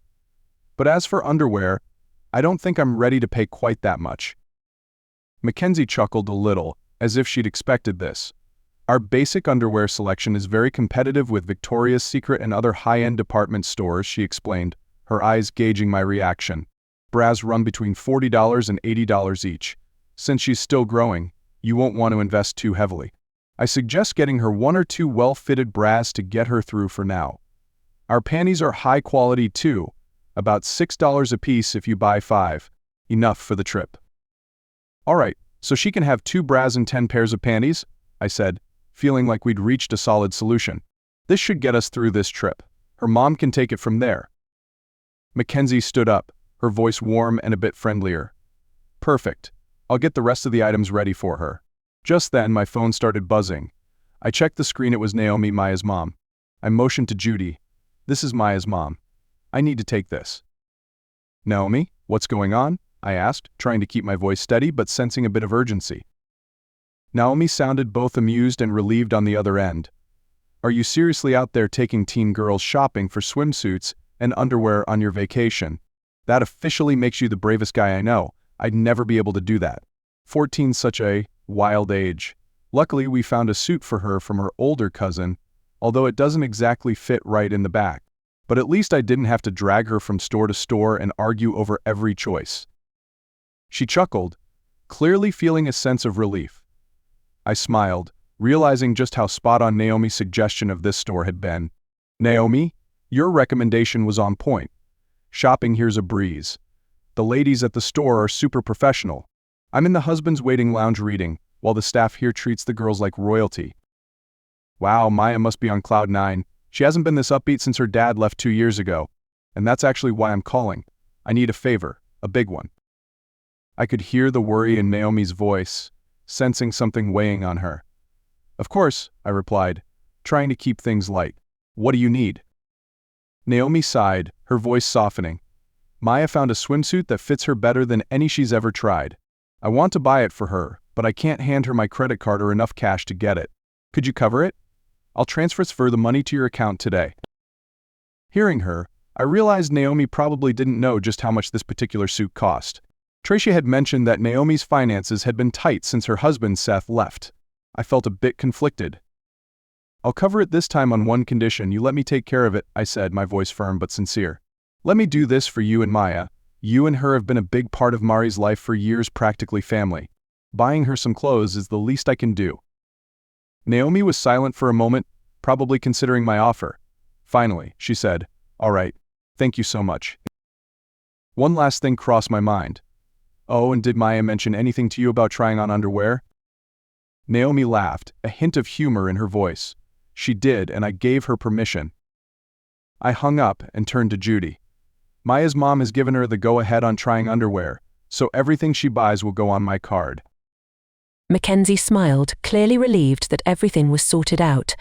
Great, that'll make things a lot easier, she said, getting back to work on the girls' items.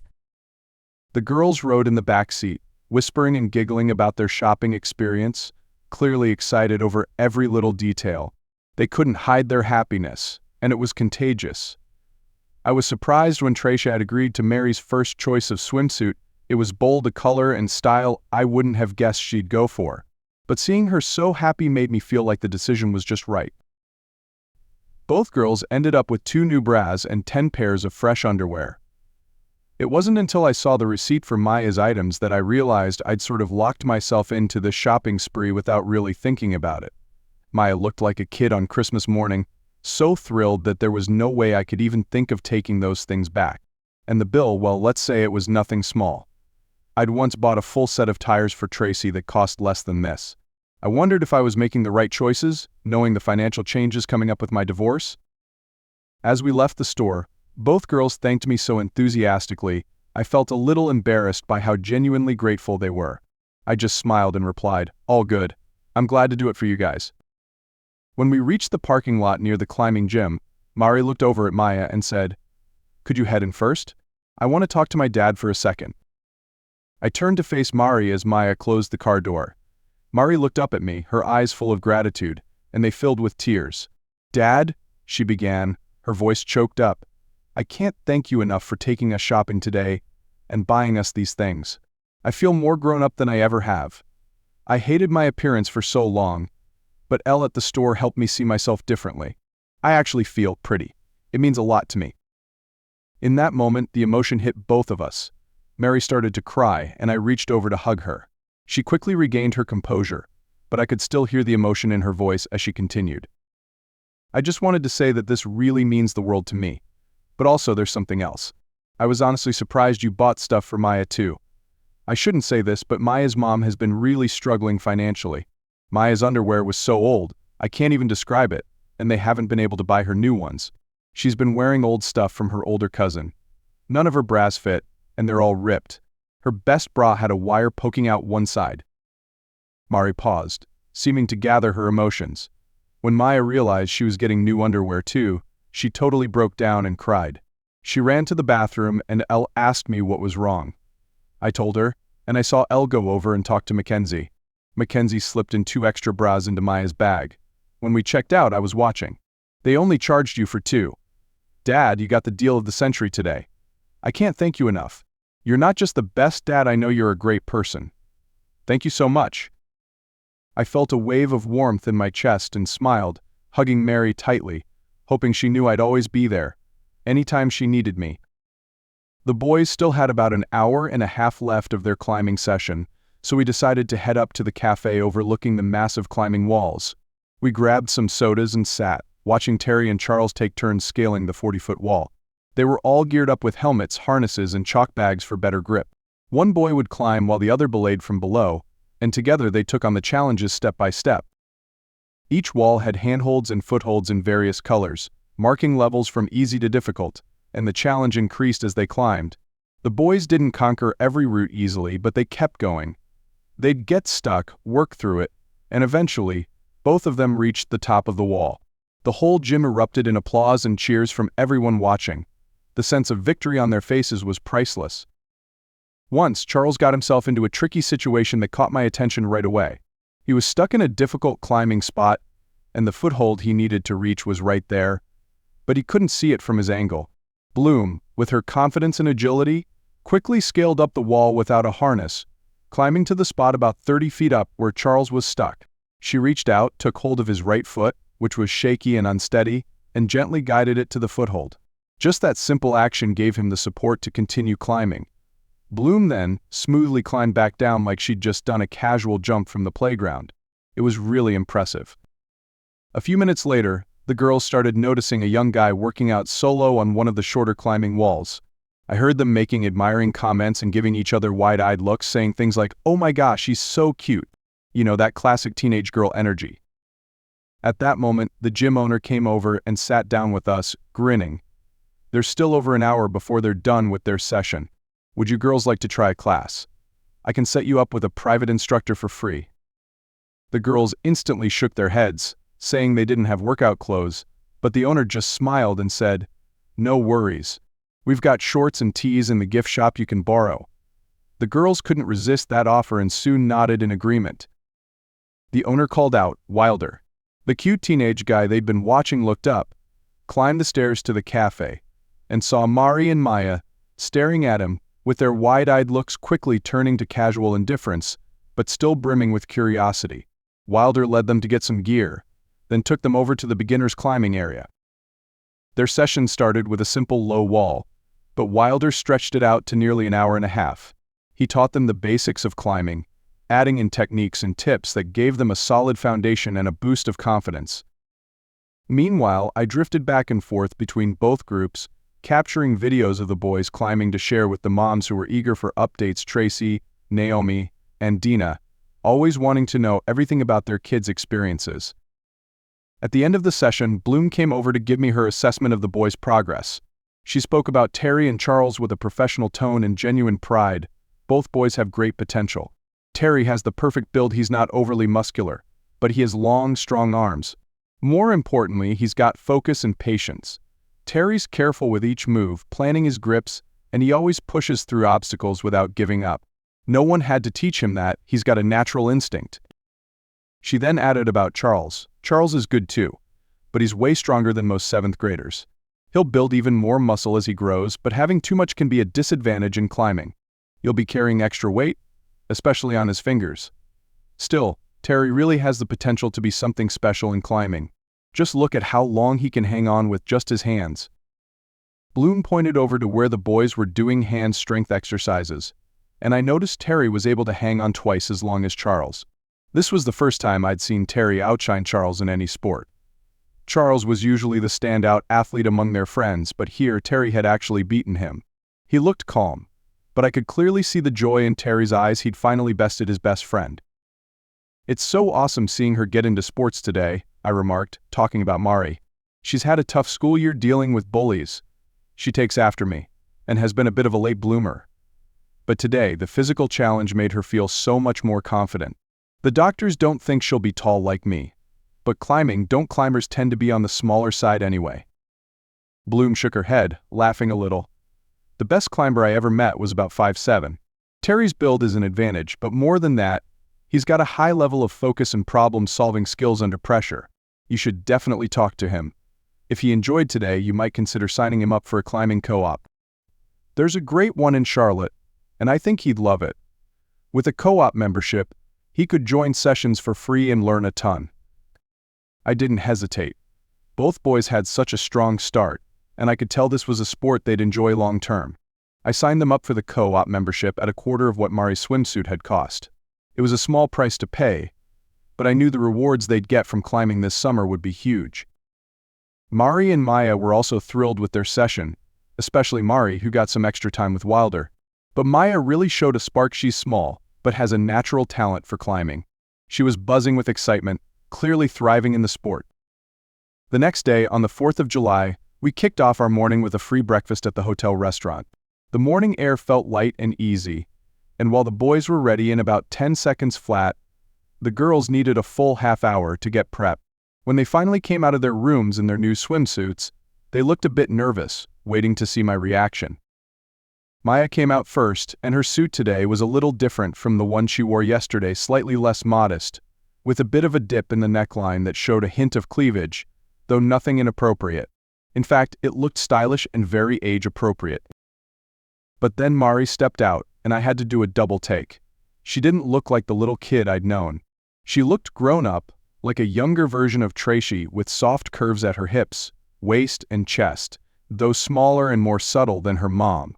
The top of her suit was more reserved than Maya's, but the fit of the lower half highlighted her figure in a way that left me stunned. It wasn't flashy or overwhelming, but it was clear that this was a suit for a young woman. I felt like I was caught in a moment, unsure how to handle their anxious energy. So I kept my tone steady, saying, "You both look fantastic. Very classy, very elegant. It's clear you're young women now, and wearing a swimsuit like that means you're ready to take on some grown-up responsibilities.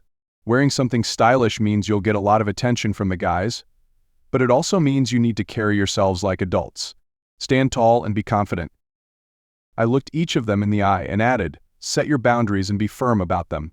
I don't let anyone disrespect you or get too close in an inappropriate way. If anyone acts like that, step back and tell me right away. You've seen how your moms handle things. Guys can be bold sometimes."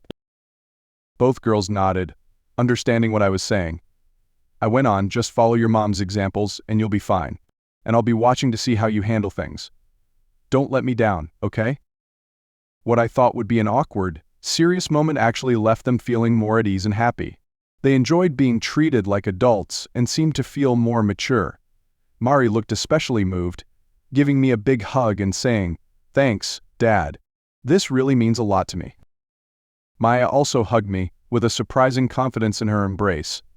"Thank you, Uncle Bobby," she said, which was the first time she'd called me that, instead of Mr. Sprague. I thought it was sweet. Maya quickly headed back to the room to grab her cover-up. Mari stayed back a moment and whispered, "Maya asked if she could call you Uncle Bobby. I said it was okay, but I hope that's all right with you." I smiled and nodded. It's perfect. She's family. Down by the pool, a big family group was already having a blast. There were around 10 adults and 20 kids, from 5th grade up to seniors in high school. We hadn't been there 10 minutes before Mari, Maya, and the boys were pulled into a few rounds of pool games organized by the family. Some parents noticed I was on my own and invited me to join them. An hour later, I was deep in conversation, spending the whole morning chatting. The group turned out to be the Sawyer family from Montana, 3 brothers and 2 sisters, one married and now Daisy AICHI, while the other, Callie, was divorced and had taken back her maiden name, Sawyer. The whole family was welcoming, and I felt like an honorary member. As we talked, mostly with Ted, his wife Connie, and his sister Callie, Ted suddenly asked with a thoughtful look, "So, where's Mari and Terry's mom?" That question brought back a flood of memories I'd rather not revisit. I managed to answer simply, "We've just separated recently." Callie, sitting nearby, glanced at me with a sympathetic look but couldn't hide her curiosity. She continued, "First vacation as a single parent? Huh?" I nodded, unable to mask the sadness in my eyes. "Me too," Callie replied, her voice soft but cutting, as if seeking solace in my pain. When it was just Connie and me, Callie joined our conversation, and it quickly shifted to the topic of my marriage. Without the initial caution, Connie and Callie started asking me about the real reason behind my divorce. I didn't want to share, but I couldn't refuse either, as staying silent for too long would only create more distance. So I recounted the story, keeping it simple, avoiding the most painful details. "The thing is, I found out she was having an affair with a client at work," I said, trying not to let my voice tremble. "She was planning to go with him this weekend to a client's beach house. When I discovered it, I decided to plan this trip, hoping to make her reconsider. I convinced her to come with us but let her decide. Thursday morning, she announced she wasn't coming. She chose her lover over her family." Connie and Callie were silent for a moment, their eyes flashing with righteous anger. Family, for them, as it was for me, was everything. I suspected it was coming, I admitted, my voice dropping. So, I had the papers ready. As soon as she said she wasn't coming, I filed for legal separation. But the kids, they don't know anything. They just feel something's wrong. Mary started noticing when she saw I wasn't wearing my wedding band yesterday. I think she figured it out. Terry still doesn't know anything. Now, I'm just living day by day.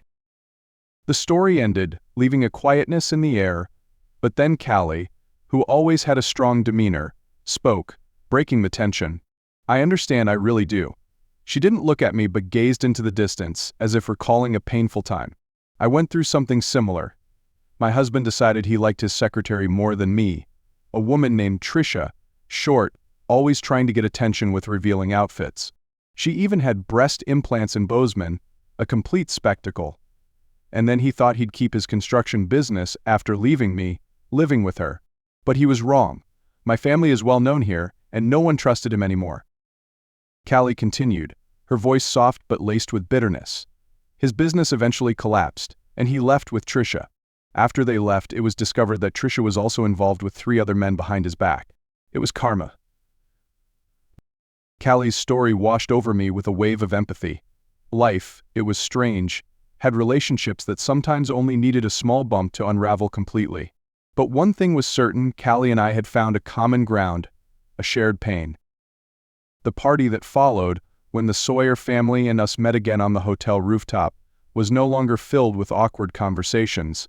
Instead, we laughed and talked, sharing stories not just about family life but also about small, warm things, like portable ovens and the homemade ice cream the kids made. The party ended, and we all stepped onto the rooftop. The air was slightly warm, but a gentle breeze from the Potomac tempered the summer heat. There, though imperfect, I felt less alone. As dusk settled, the air grew cool and pleasant. The awning and sunshades were retracted, leaving a wide, open space. We pulled chairs closer together, facing the mall where the fireworks display could be fully appreciated. The bright flashes shot up, bursting in the darkness, illuminating the ground and illuminating awestruck, impressed faces. I had never seen such a magnificent fireworks show.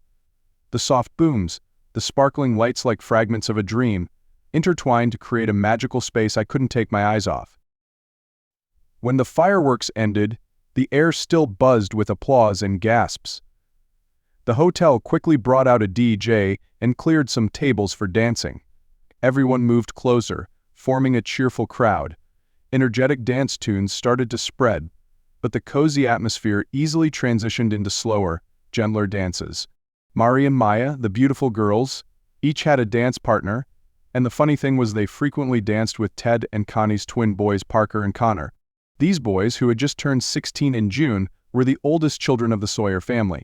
Though teenagers, they were well-educated, polite, and more mature than their age. Before inviting the girls to dance, they always asked permission, smiled, and kept their hands in the right place, maintaining a distance appropriate for their age.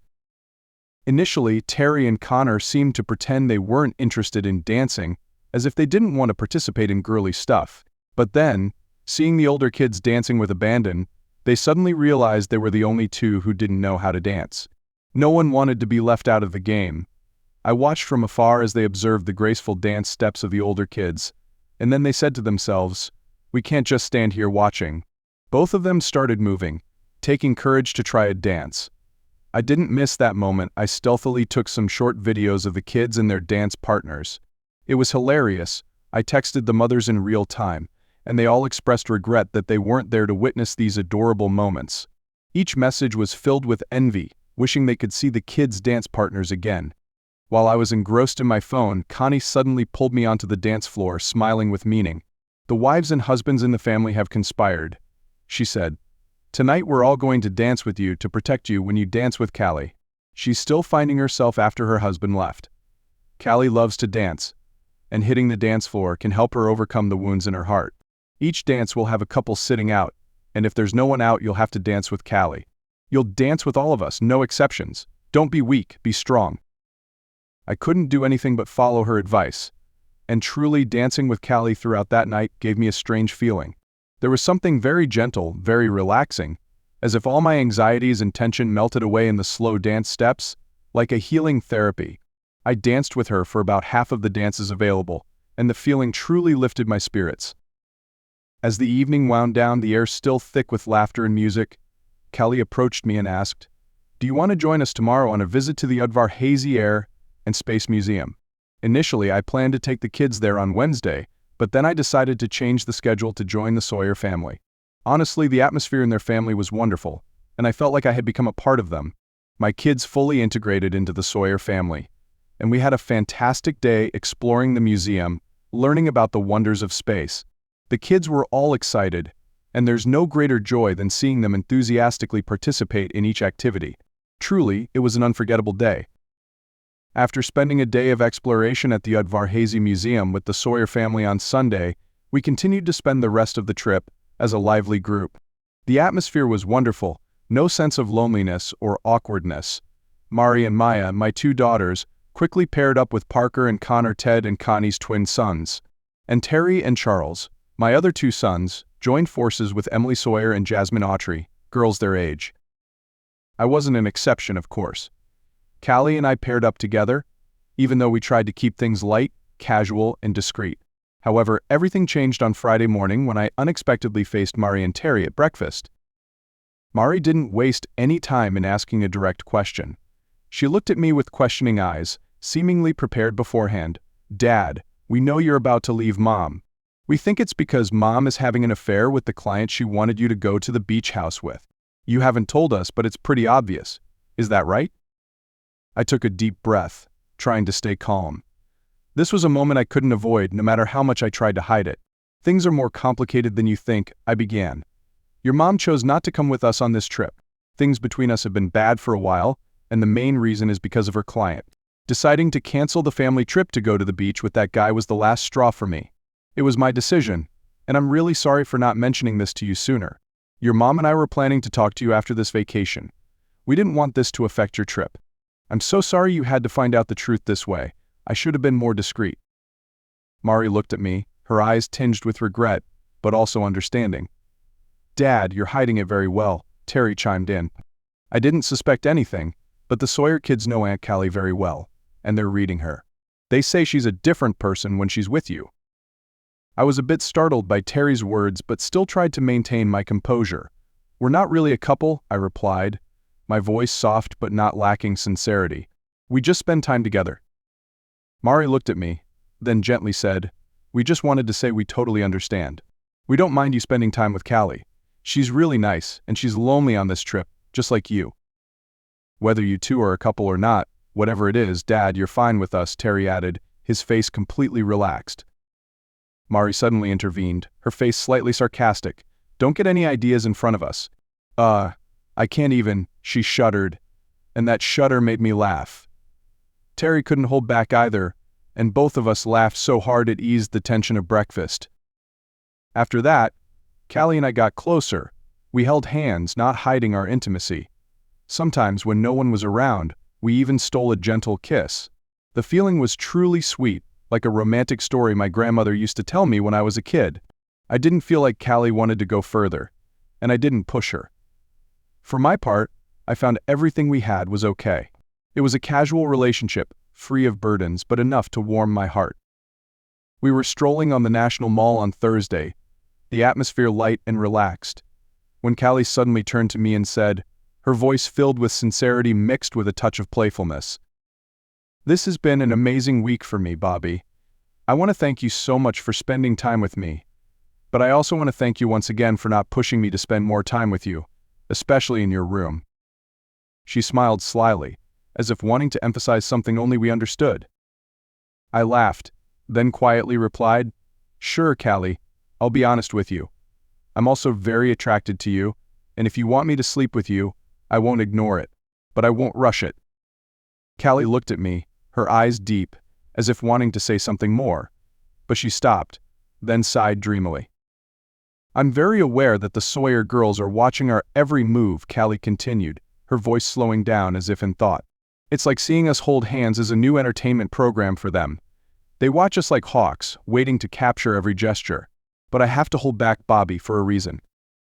She paused, looking at me as if to ensure I understood what she was saying. "The Sawyer girls tend to be very determined, even aggressive.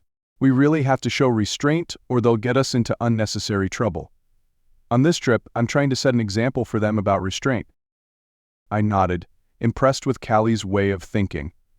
"So you had to answer Amanda and Julie's questions about why we didn't sleep over together," I said with a light smile. Callie chuckled, her face lighting up, as if she had just mentioned a juicy secret. "That's right," she said. "I had to answer them with the saying my grandmother used to tell me when I was little, just because you can and want to, doesn't mean you should do it. And I think they had to think seriously about that saying. Both Amanda and Julie have been dating their boyfriends for over a year, and now they're facing a big decision, whether to continue with those relationships or leave it all behind."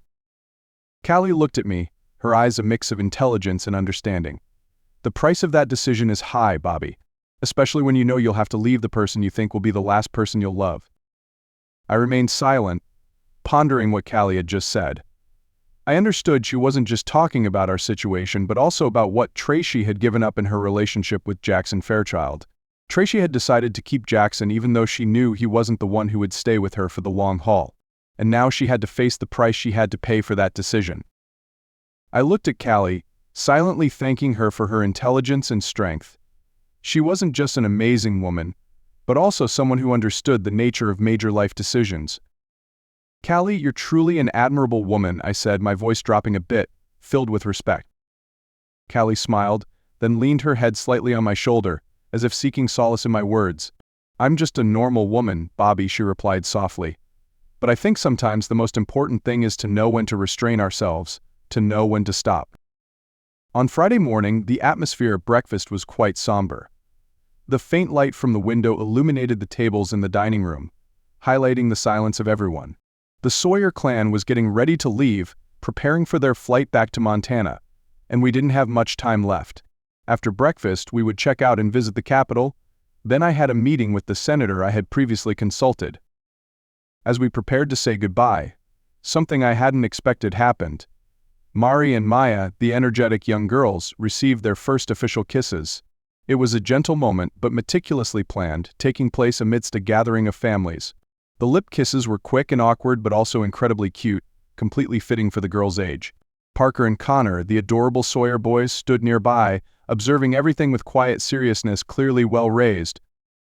I didn't think I'd witness such a moment, but then Callie stealthily turned on the video and sent it to me via text, with the message, "Their moms will want to see this." Terry and Charlie, the seemingly calm and understanding fathers, kissed their daughters on the cheek. Their gesture was gentle, but it seemed as if it had been practiced beforehand. Not surprisingly, Emily Sawyer, the strong and decisive woman, had undoubtedly briefed them on what was acceptable. Although it seemed they were doing it naturally, I have no doubt that strict rules had been laid down from the beginning. Emily was a very strong woman, not easily outmaneuvered. We stood there, all the people in the family, a gentle feeling lingering in the air. When the crowd suddenly started to show an unusual interest in Callie, she was always the one who drew attention in every situation. Callie looked around, then said to everyone, her voice playfully teasing, "If you want to see more, go buy movie tickets."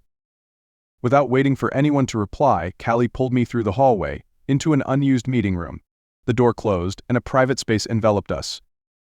Callie didn't say anything more, just wrapped her arms around me. The feeling was intense, a tight embrace that made me feel as if everything around me disappeared. She kissed me as if there was no tomorrow, her lips soft and passionate, overwhelming me. Her body pressed against mine, the feeling hot, lustful, all blending together so much that I almost couldn't control myself. I could clearly feel the beat of her heart through my body. We stood there, only feelings left, passionate breaths that couldn't be expressed in words. A simple kiss, but full of energy, as if we had lived a lifetime to be able to give each other this moment. Everything became intense and vibrant. I didn't know what I was doing, I only knew the feeling was amazing. As we stepped out of the meeting room, our faces had surely spoken volumes. The passionate and intense kisses were still evident in our eyes and our embarrassed smiles. At that precise moment, Mari stood alone in the hallway, her eyes scanning over us, then suddenly blurted out with a disgusted expression. "Ugh, gross, I can't even." She grimaced as if she couldn't understand what she had just witnessed. Callie heard this, couldn't help but laugh, then turned to me and said with a mischievous voice, "Bobby, does Mari know where she comes from? It's an advantage growing up on a farm. Being surrounded by constantly mating animals makes you quickly realize your origins." The last day of our trip, we spent the entire time visiting the capital. It was a long and busy day. We strolled through the historic halls, then met with our senator, someone I had worked with for a long time. Afterward, we were granted tickets to a special gallery, where the debate on the comprehensive budget crisis was taking place in a special session. At that moment, the atmosphere was tense. Politicians argued vehemently, their criticisms and defenses echoing through the chamber. But honestly, I couldn't completely focus on what was happening. Even though I was here, among powerful people with history surrounding me, my mind kept swirling with other thoughts. I couldn't shake the image of Tracy waiting for me at home. She had asked to see me as soon as I got back. I knew I couldn't postpone it any longer. My marriage was slowly coming to an end, and I was afraid of what I would have to face when I returned. Part of me felt relieved, but another part was full of anxiety. Tracy wouldn't easily accept this. I imagined her criticizing me, begging me to change my mind, trying to make me go back to the old way. It really unsettled me. I had decided to close the door on my marriage, but when I imagined facing her right after unpacking from this trip, I couldn't help but worry. Panic attacks welled up inside me, blurring everything. The kids, although cheerful and full of energy, also felt the absence of the Sawyer family. They always loved these trips, these adventures outside. But this time I could sense the silence and emptiness in the air, especially on the way back to Charlotte. As the car sped through the deserted roads, the space in the car became eerily quiet. Everyone sat in silence, saying nothing. This trip was truly a heavy milestone in my life. As I drove home, I felt clearly that I was entering a new stage, a journey of maturity that I had never really prepared for. What had passed was now just the past, and I couldn't change anything. Now was the time to face the truth and the decisions ahead. When we got back to Charlotte on Friday afternoon, I took Maya and Charles ahead, so they could see their grandparents. Then I picked up the other kids and took them to Tracy's parents' house. This was Tracy's plan. She intended to come to my house that evening so we could talk privately. After the conversation, she would go to her parents' house, spend the weekend there with the kids. Throughout the trip, Tracy sent me a long email informing me that she had rented a condo a few miles from our house and had moved most of her belongings there while we were on vacation. She said she was bringing some more stuff, including some smaller furniture. This would definitely make her absence more obvious to the kids.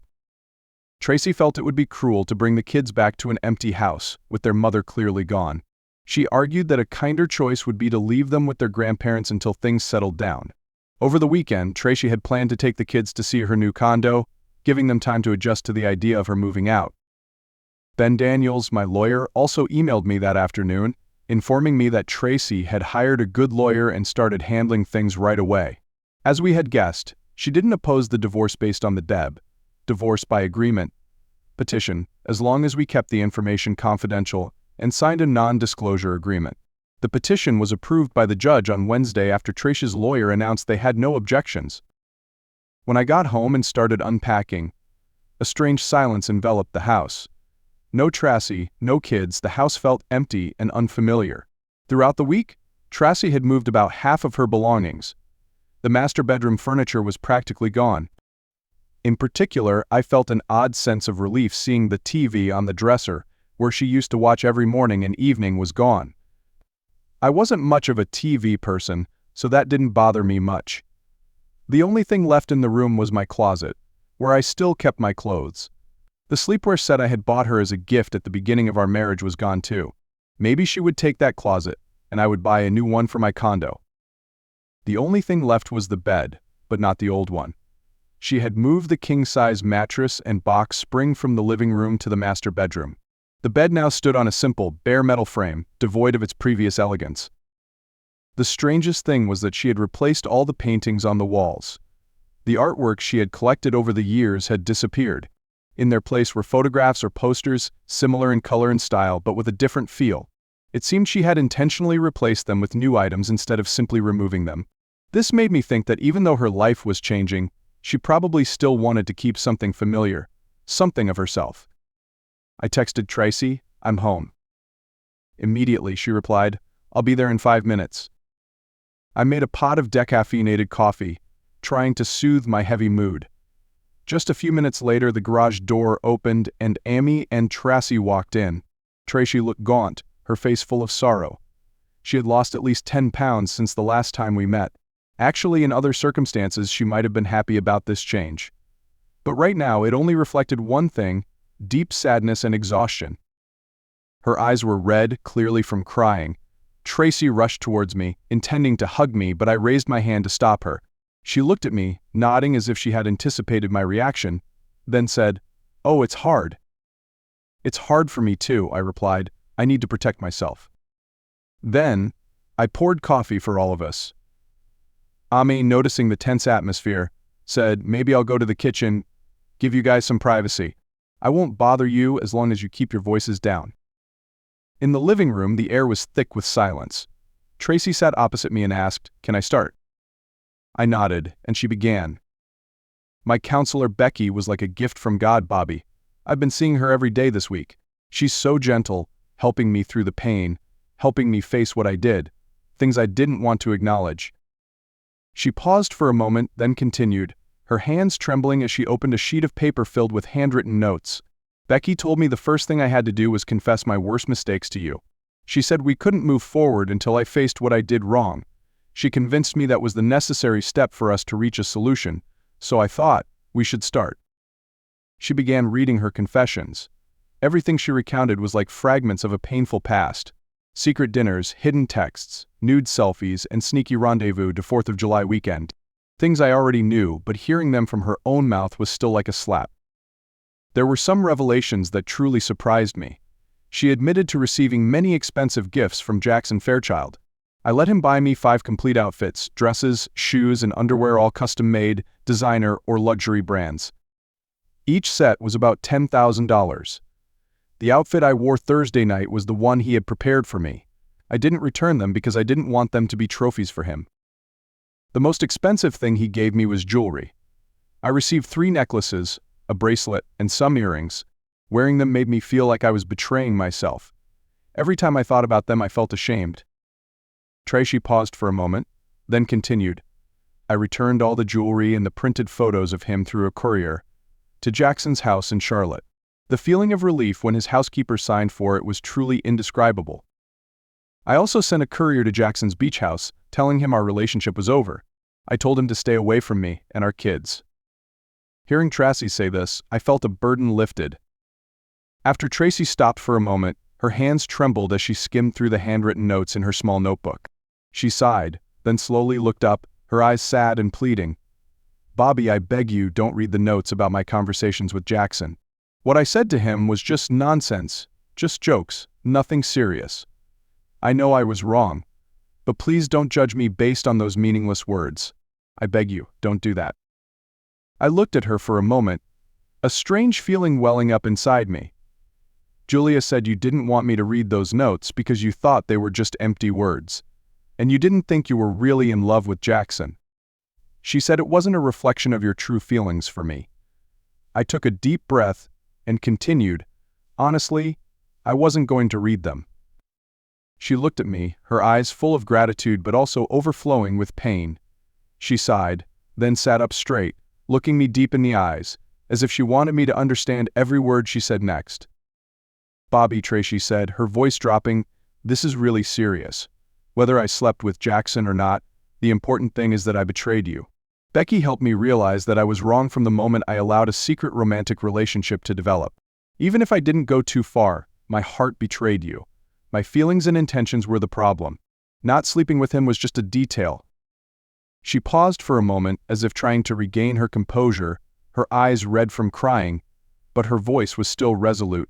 Bobby, I hope you understand. My wrong decisions aren't your fault. It's not because you didn't do enough, or lacked something you thought you lacked. You're the most amazing man I've ever met, the best partner I've ever had. I never thought our sex life was lacking anything. But in a moment of weakness, I sought the attention of another man. He's handsome, wealthy, powerful. And his interest in me made me feel more important, attractive, successful. But it was all an illusion, Bobby. He's a con man, and I was a fool for letting myself be swept up in it. Her voice trembled, as if she was pitying herself. I'm sorry, Bobby. I completely disgust myself for being selfish, for not realizing how deeply my actions would hurt you. Becky told me I had to face what I did, acknowledge my mistakes, and ask for forgiveness. It's the only way I can atone. Then, suddenly, she knelt before me, her eyes pained and pleading, Bobby, my love, I beg your forgiveness. I'm truly sorry for everything. The sight nearly took my breath away. She knelt before me, while I just stood there, not knowing what to do. The feeling inside me at this moment was complex, riddled with sadness and anger. Finally, I sighed, trying to regain my composure. I accept your apology, I said, my voice dry. But Tracy, right now I can't forgive you. Not yet. Forgiveness demands a serious commitment from me. Forgiveness means I give up the right to be angry, the right to fight against you in the future, and I'm not ready to do that yet.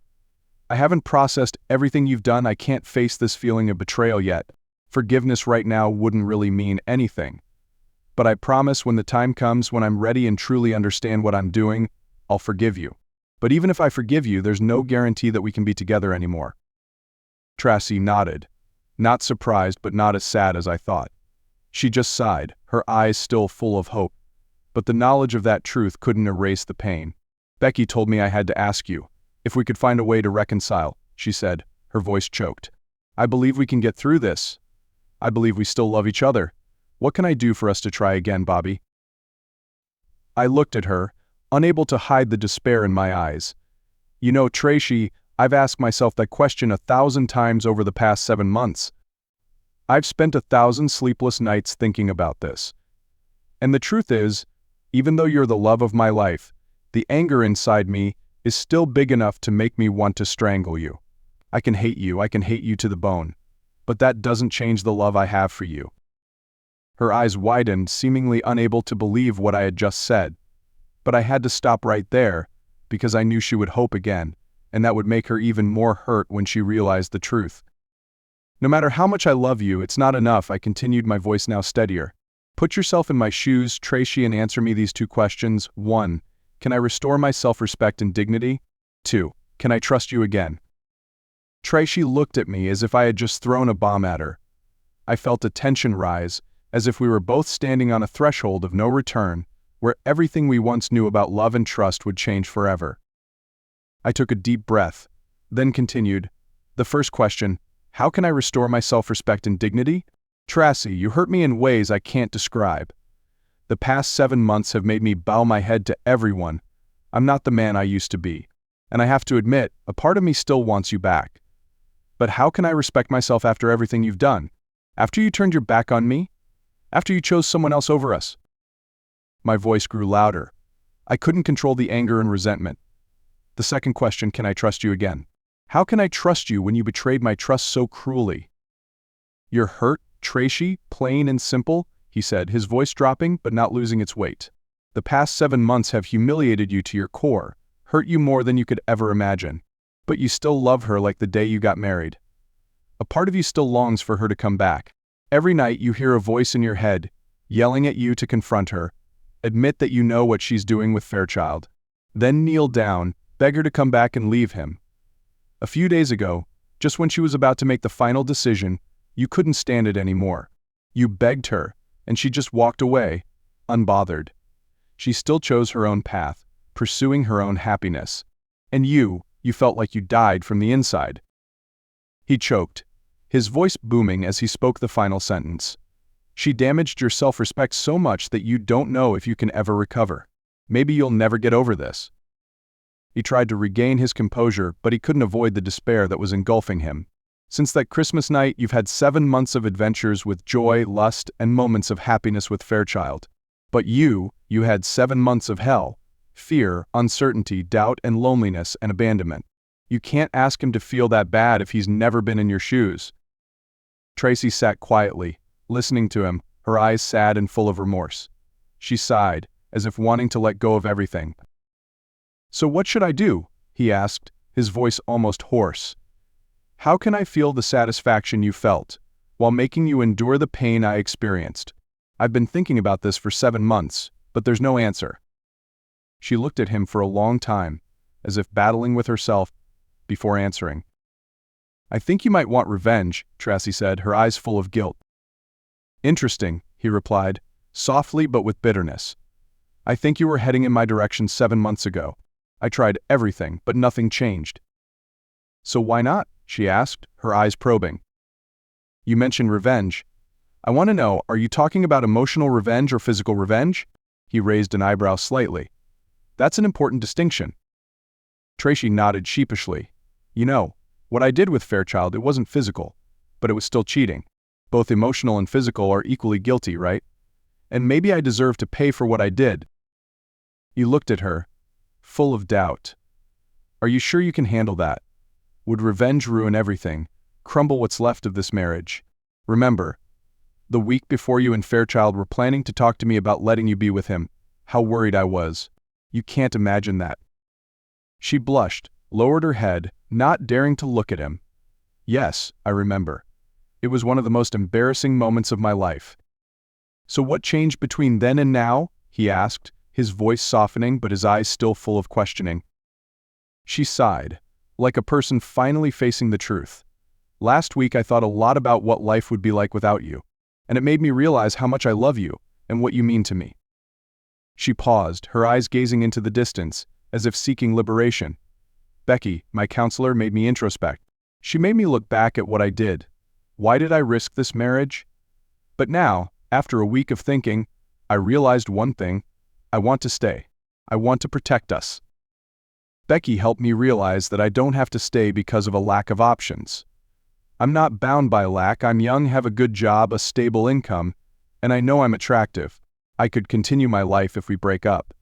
But if I choose, I still choose you because I think the first choice is me, even if I know that could mean accepting letting you go out with other people.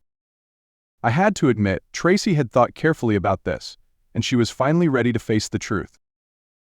So you really think I can handle a 7-month-long physical relationship between you and Ada Douglas? I asked, my voice cold but not lacking anger. She looked at me, her eyes wide, surprised and confused, as if she had never thought this would be a problem. But I knew she was thinking about the emotional relationship between me and Ada, and she couldn't imagine that it was long and deep like that. That look, the way she looked out the window as if battling with herself, told me she was struggling with the decision. Before you rush into making a decision about that, I continued, let's consider a more important question. Can I trust you again? She paused, said nothing, just sighed and lowered her head. I couldn't stand that silence because it made me even more hurt. That night, on Christmas Eve, you remember, I thought we were the perfect couple, living in a fairy tale. I was complacent and happy, not suspecting anything. Then I met Jackson Fairchild. The first 3 times you met Fairchild. 1. When he flirted with you right in front of me, glancing at you and smirking. 2, when he touched you, his hand on your body, while he smirked at me. And 3, when he pulled you out of my car after he did that to you. He even smirked at me one last time. At those times you just told him client, you only mentioned him a few times. I looked into her eyes, trying to control my emotions. Tracy, think about it, I didn't know his name. And he got through all the defenses you put up. He got into your heart, and I didn't know anything. Hundreds of men have flirted with you since we got married. You're not easy. But Fairchild, he was the only one who got this far. Her reaction, her blushing face, as if she knew I was right, and I knew the truth was exposed. He did everything to get your attention, to captivate you, then step by step over all your defenses. He got into your heart without me knowing. He hurt you, Tracy. I paused, took a deep breath. And the question I always ask myself, blame myself, is why didn't I know? I feel like I missed something, wasn't vigilant enough, couldn't protect us. She was silent, her eyes tearful, as if this story had drained all her emotions. And then, I continued. But after a while, I realized something important. The problem wasn't me, or my lack of vigilance. The problem was you. You cheated so cleverly, and I didn't know. You lied to me little by little. Dinners, designer dresses, blatant lies. You made me lose faith in everything. Really, I couldn't tell when you were lying and when you were telling the truth. You were too skilled at deceiving me, making me feel helpless. Suddenly, she looked at me, tears uncontrollably streaming down her face, and I knew I had touched a weak point. You can't trust me anymore, can you? She whispered, her voice filled with pain. I don't think I can trust you anymore, Tracy, I replied, my heart empty. How can I trust you after what happened? How do I know, 5 years from now, you won't meet someone else, have secret dates, have flirty texts on your phone? I paused, looking into her eyes. Even if I do everything right, not lie to you anymore, share everything, even install tracking devices, security cameras, or things like what the police do, I still won't be able to trust you. I'll feel like a warden, not a husband. And the worst part is, at the end of the day, I still won't be able to trust you. She said nothing, just lowered her head, her lips pressed tightly together. I knew she understood, but the pain was that she didn't know what to do to fix it. Tracy, I don't have faith in your judgment anymore. Fairchild, your friends, all of it. You keep deceiving yourself and thinking everything will be okay. But it's not okay. Everything is wrong. I ended, looking at her firmly. We're going to have to live with this truth. And you have no excuses for what you did. She remained silent, her eyes red, tears still falling. You're right, there are no excuses. Then I returned to the question that had been haunting me for so long. So, how are we going to bridge that gap, Tracy? She looked up, swallowed, and nodded, her eyes regaining their resolve. Becky said that if we want to salvage this, trust is the deciding factor. And I admit that I violated your trust in every way possible. I deeply regret it, and I promise I'll never do it again. All I can do is start over with effort and good intentions. You're the optimist, I replied, my eyes hard. Until 7 months ago, I was too. But not anymore. Now I'm going to be completely honest with you, and lay out clearly what I think and what I'm going to do. She looked at me silently, her face thoughtful. I could see her trying to find something, hoping there would be a change, a salvation. But I knew, things were different now. I don't think I can trust you again, Tracy, I continued, my voice firm, without hesitation. The idea of restoring my dignity and self-respect through a revenge relationship, that's a dangerous game. It could work, but the odds are too low. And if it fails, we'll only hurt each other even more. That's the biggest risk. Our relationship will be broken to the point where even co-parenting becomes impossible. She opened her mouth as if she wanted to say something, but I continued, not giving her a chance. With such low odds of success, we have to face the serious consequences. Issues like sexually transmitted diseases, the emergence of genuine love I don't know about, unexpected pregnancy, and worst of all, inefficiency. What happens if I have a 7-month revenge relationship, but ultimately can't get over what you did to me? That pain will only multiply, and will gain nothing but loss. I paused, giving her time to think, but I was determined. This story had to end here. So, I said, my voice still firm, my intention is to continue with the separation until we can officially divorce. I'll make a promise to you that you don't deserve. Will take a calendar year and 1 month to complete the divorce process. During that time, I'll be open-minded. If you can find a way to answer the 2 questions I asked you, and if those answers satisfy me, I'll consider your ideas and assess them fairly. But I don't think that will happen. Regardless, I'll let you try." Again, I paused, giving her a chance to realize the seriousness of my words. "However, if we can't answer those 2 questions, then a year from now, the divorce will officially begin." Tracy said nothing, just stood there, her eyes filled with sadness. But I couldn't go back. I had decided. While we're separated, I continued, my voice now softer but still resolute. "I plan to start dating. Someone new might enter my life. I'm going to sow some wild oats, look for love, try to find some joy in life amidst this disaster. Obviously, you've grown bored under the constraints of this marriage, so I think you should do the same. That might help you address the problems that led us to this situation in the first place." She looked at me, her eyes full of defiance. But I didn't change my stance. "I think you'll find someone better than Fairchild who can truly make you happy. But you're an adult, you can decide for yourself." With that, I got up, signaling that this discussion was over. It was what I needed to do, and I couldn't back down. But as I stepped out of the living room, she called after me, her voice shaky, "Can I tell you some private things? Do you have time for that?" I stopped, looked at her, still maintaining my coldness, but unable to shake something from my heart. "Sure," I replied, my voice a little tired. "Can we do this right in front of Amy?" She nodded, as if this was her last chance to speak her mind. And then we went into the kitchen. As I was pouring myself another cup of decaffeinated coffee, Tracy looked at me, her eyes twinkling, as if she had something to say. Finally, she spoke. "Did I tell you about meeting Virginia Curtis?" I paused for a moment, trying to search my memory. After a while, I remembered she was the owner of the art gallery where Tracy worked. "No," I replied, feeling a little curious.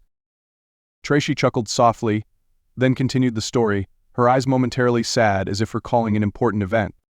"She was completely different from what I expected. She's 10 years younger than me, the beautiful young wife of the former owner of the gallery. He died of a heart attack a year before I started working there. Virginia inherited the whole business. She didn't know anything about art and relied entirely on Lou to run the gallery. After the lawsuit was filed, I was invited to lunch with her and her lawyer. When I told them my story, she fired Lou, just as his lawyer had predicted. And following the lawyer's advice, Virginia agreed to his plan. She offered me Lou's position." I looked up at Tracy, sensing the strength in her story. "Did you take the job?" I asked. Tracy nodded, her face showing a hint of pride. "I did. But with a condition. Virginia had to come to the gallery at least 1 day a week to learn about the business she inherited. She really liked the idea. Lou, of course, disagreed and threatened to quit if she showed up. The salary was pretty good. And if you want, we can adjust the alimony. I owe you a debt of gratitude for always caring and worrying about me. If there's anything I can do," Tracy paused, her eyes full of concern. "Congratulations," I said, giving a slight smile. "You'll do a great job running the gallery. If you want to repay me, can you do something for me?" Tracy raised an eyebrow, surprised. "What's that?" I leaned back in my chair, my voice softening, but with a hint of teasing. "You could buy furniture to replace what I and she will be taking out of the house. The kids shouldn't live in an empty house. I'll pay and take care of the move, but I don't know anything about decorating. So it's best you decide everything." Tracy looked at me for a moment, then suddenly changed the subject, her face becoming more serious. "Did you sleep with that tall blonde girl in D.C.?" This sudden question took me by surprise, but then a slight smile crossed my lips. "Absolutely not," I replied, my voice dropping. "We were two lonely, unattached people who quickly became friends. Even if it were romantic, it wouldn't have been comfortable at all. Over 20 teenage and tween kids were watching us like hawks the whole time we were near each other. Even if I had a slight interest, which I didn't, really it wouldn't have been a conducive environment." My answer clearly didn't please Tracy, but she didn't say anything else, just remained silent for a long time. Finally, she continued with another question, her voice sounding a bit petulant. "Did Naomi propose to you?" I raised an eyebrow, surprised by this interest. "Actually, she did," I said, looking at Tracy. "Do you know something about this that I don't? Did you two talk?" "We didn't talk," Tracy replied quickly. "Naomi told me straight out after her divorce that if I ruined my marriage, she would go for you. She didn't seem too happy talking about it." She paused, took a deep breath, then continued, her voice lighter. "You could definitely do worse than her. She's a good person. Just don't get too deep before you understand her." "What does that mean?" I asked, feeling a surge of curiosity. Tracy was silent for a long time, as if considering whether or not to continue. Finally, she sighed. "Nothing terrible. She's become a bit eccentric since her divorce." I couldn't help but raise an eyebrow, surprised by Tracy's answer. "What does that mean?" I repeated the question, hoping for a clearer explanation. Tracy glanced at me, then chuckled, but her expression didn't change. "You should ask her." Then suddenly she continued, her voice serious again. "Another question. Is Ada Douglas still into you?" I snorted, then shook my head gently. "No, I just used her name as an example. That ship has sailed." "Why?" Tracy asked, seeming a bit curious. I sat up straight, took a deep breath. She left the company 5 years ago to start a data science startup with some old college friends. She moved to Austin, Texas, and I haven't spoken to her since then. Tracy listened to me intently, then asked, "Did her startup succeed?" I pulled out my iPad and Googled. Just a few seconds later, the screen displayed an article from Fast Company 2 years ago. The information surprised me a bit. Plethorol, Ada's data science company, had been acquired by Google for nearly $10 billion. She and her co-founders became the youngest self-made billionaires in history. The article had a picture of Ada. I recognized that she looked much different than the last time I saw her, but in a very particular way. Ada had matured, seemed more confident and sure of herself. She no longer had that awkwardness from before, and even her body had changed, fuller, more mature. Her posture was straight but relaxed, as if she had learned to control not just her body but also her emotions. Ada's honey-brown hair was now straight, with blunt bangs that reminded me of Anne Hathaway in The Devil Wears Prada, very sleek and sophisticated. She wore light makeup, making her hazel eyes look sharp and natural. Ada looked good, really good. I handed the tablet to Tracy. She finished reading the article and gaped. Tracy's face clearly showed shock as she read about Ada's company's success. "What did you tell me about stunningly beautiful billionaire girls who were ready to chase you?" I asked, with a fleeting smile. "Didn't you say that would never happen?" Tracy blushed, and after a moment of awkwardness, she sighed. "Yeah, I guess I was wrong. Wow, Bobby, she's really that smart." "Yes," I replied, looking at the screen with an acknowledging look. "Me too, you know. I've always been invited to join startups with juicy stock options, but I've never seriously considered taking on a job like that, because I had to take care of the family. As a married man with kids, I couldn't take risks with jobs that were too risky. Family always comes first." Tracy's face was complex, as if she was trying to connect what I was saying to another part of her mind. "I know what you're thinking," I said, my voice softer. "And let me tell you before you think anything, I don't regret pushing Ada to the side 9 years ago, even though things weren't good between us at the time. She gave me 8 more years of happiness that I didn't think I could have. What do you think? Is there anyone in the world who wouldn't trade $1 billion for 8 years of happiness?" Tracy remained silent, thinking about what I had just said. She couldn't hide the touch of emotion in her eyes, but then she asked, "I have one more question for you." She reached into her purse and pulled out a printed newspaper, 2 online articles. One was an article in the New York Post about the collapse of the Duff Balloon cryptocurrency Fairchild's project. They had leaked the certificate's private key to the forums, and as a result, on July 4th, the system completely collapsed. The second article came from WSJ, titled "Crypto Goodnight," recounting how Kryptonite stock also plummeted following the collapse of Duff Balloon. The FBI had detained Fairchild for fraud investigation. The SEC was expected to prosecute him for securities fraud. "Are you involved in this?" Tracy asked, her eyes shining, looking at me intently. "You told me you knew the security researcher who cracked that key." I shook my head. "No, I'm not involved in this, and yes, I know him. You know him too." "David?" Tracy asked. I didn't answer immediately, just remained silent for a moment, then said, "I can neither confirm nor deny.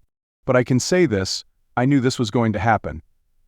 That's why I didn't want you to go to Figure 8 Island on July 4th weekend. That's also why Reed staged that intervention." Tracy looked at me for a while, then said, her voice dropping, "You once accused me of playing dirty." She sighed. "I have to admit, I can't compare to you in that regard. When you decide to destroy someone, you destroy them. This is the most deadly revenge I've ever heard. I'm incredibly grateful you didn't destroy me. God knows I deserved it." I said nothing, just looked at her, feeling both the pain and the gratitude in Tracy's words. As she prepared to leave, she turned back, her eyes a bit sad. "Thank you, Bobby. I really needed that discussion tonight. Would you mind if we met occasionally to discuss our relationship?" I thought for a moment, then replied, my voice firm but full of emotion. "If we keep the conversation balanced and as therapeutic for me as it was tonight, I will. But as soon as it becomes repetitive, aggressive, or not therapeutic, we're done. I don't need more pain right now." She just nodded slightly. "Thank you, Bobby."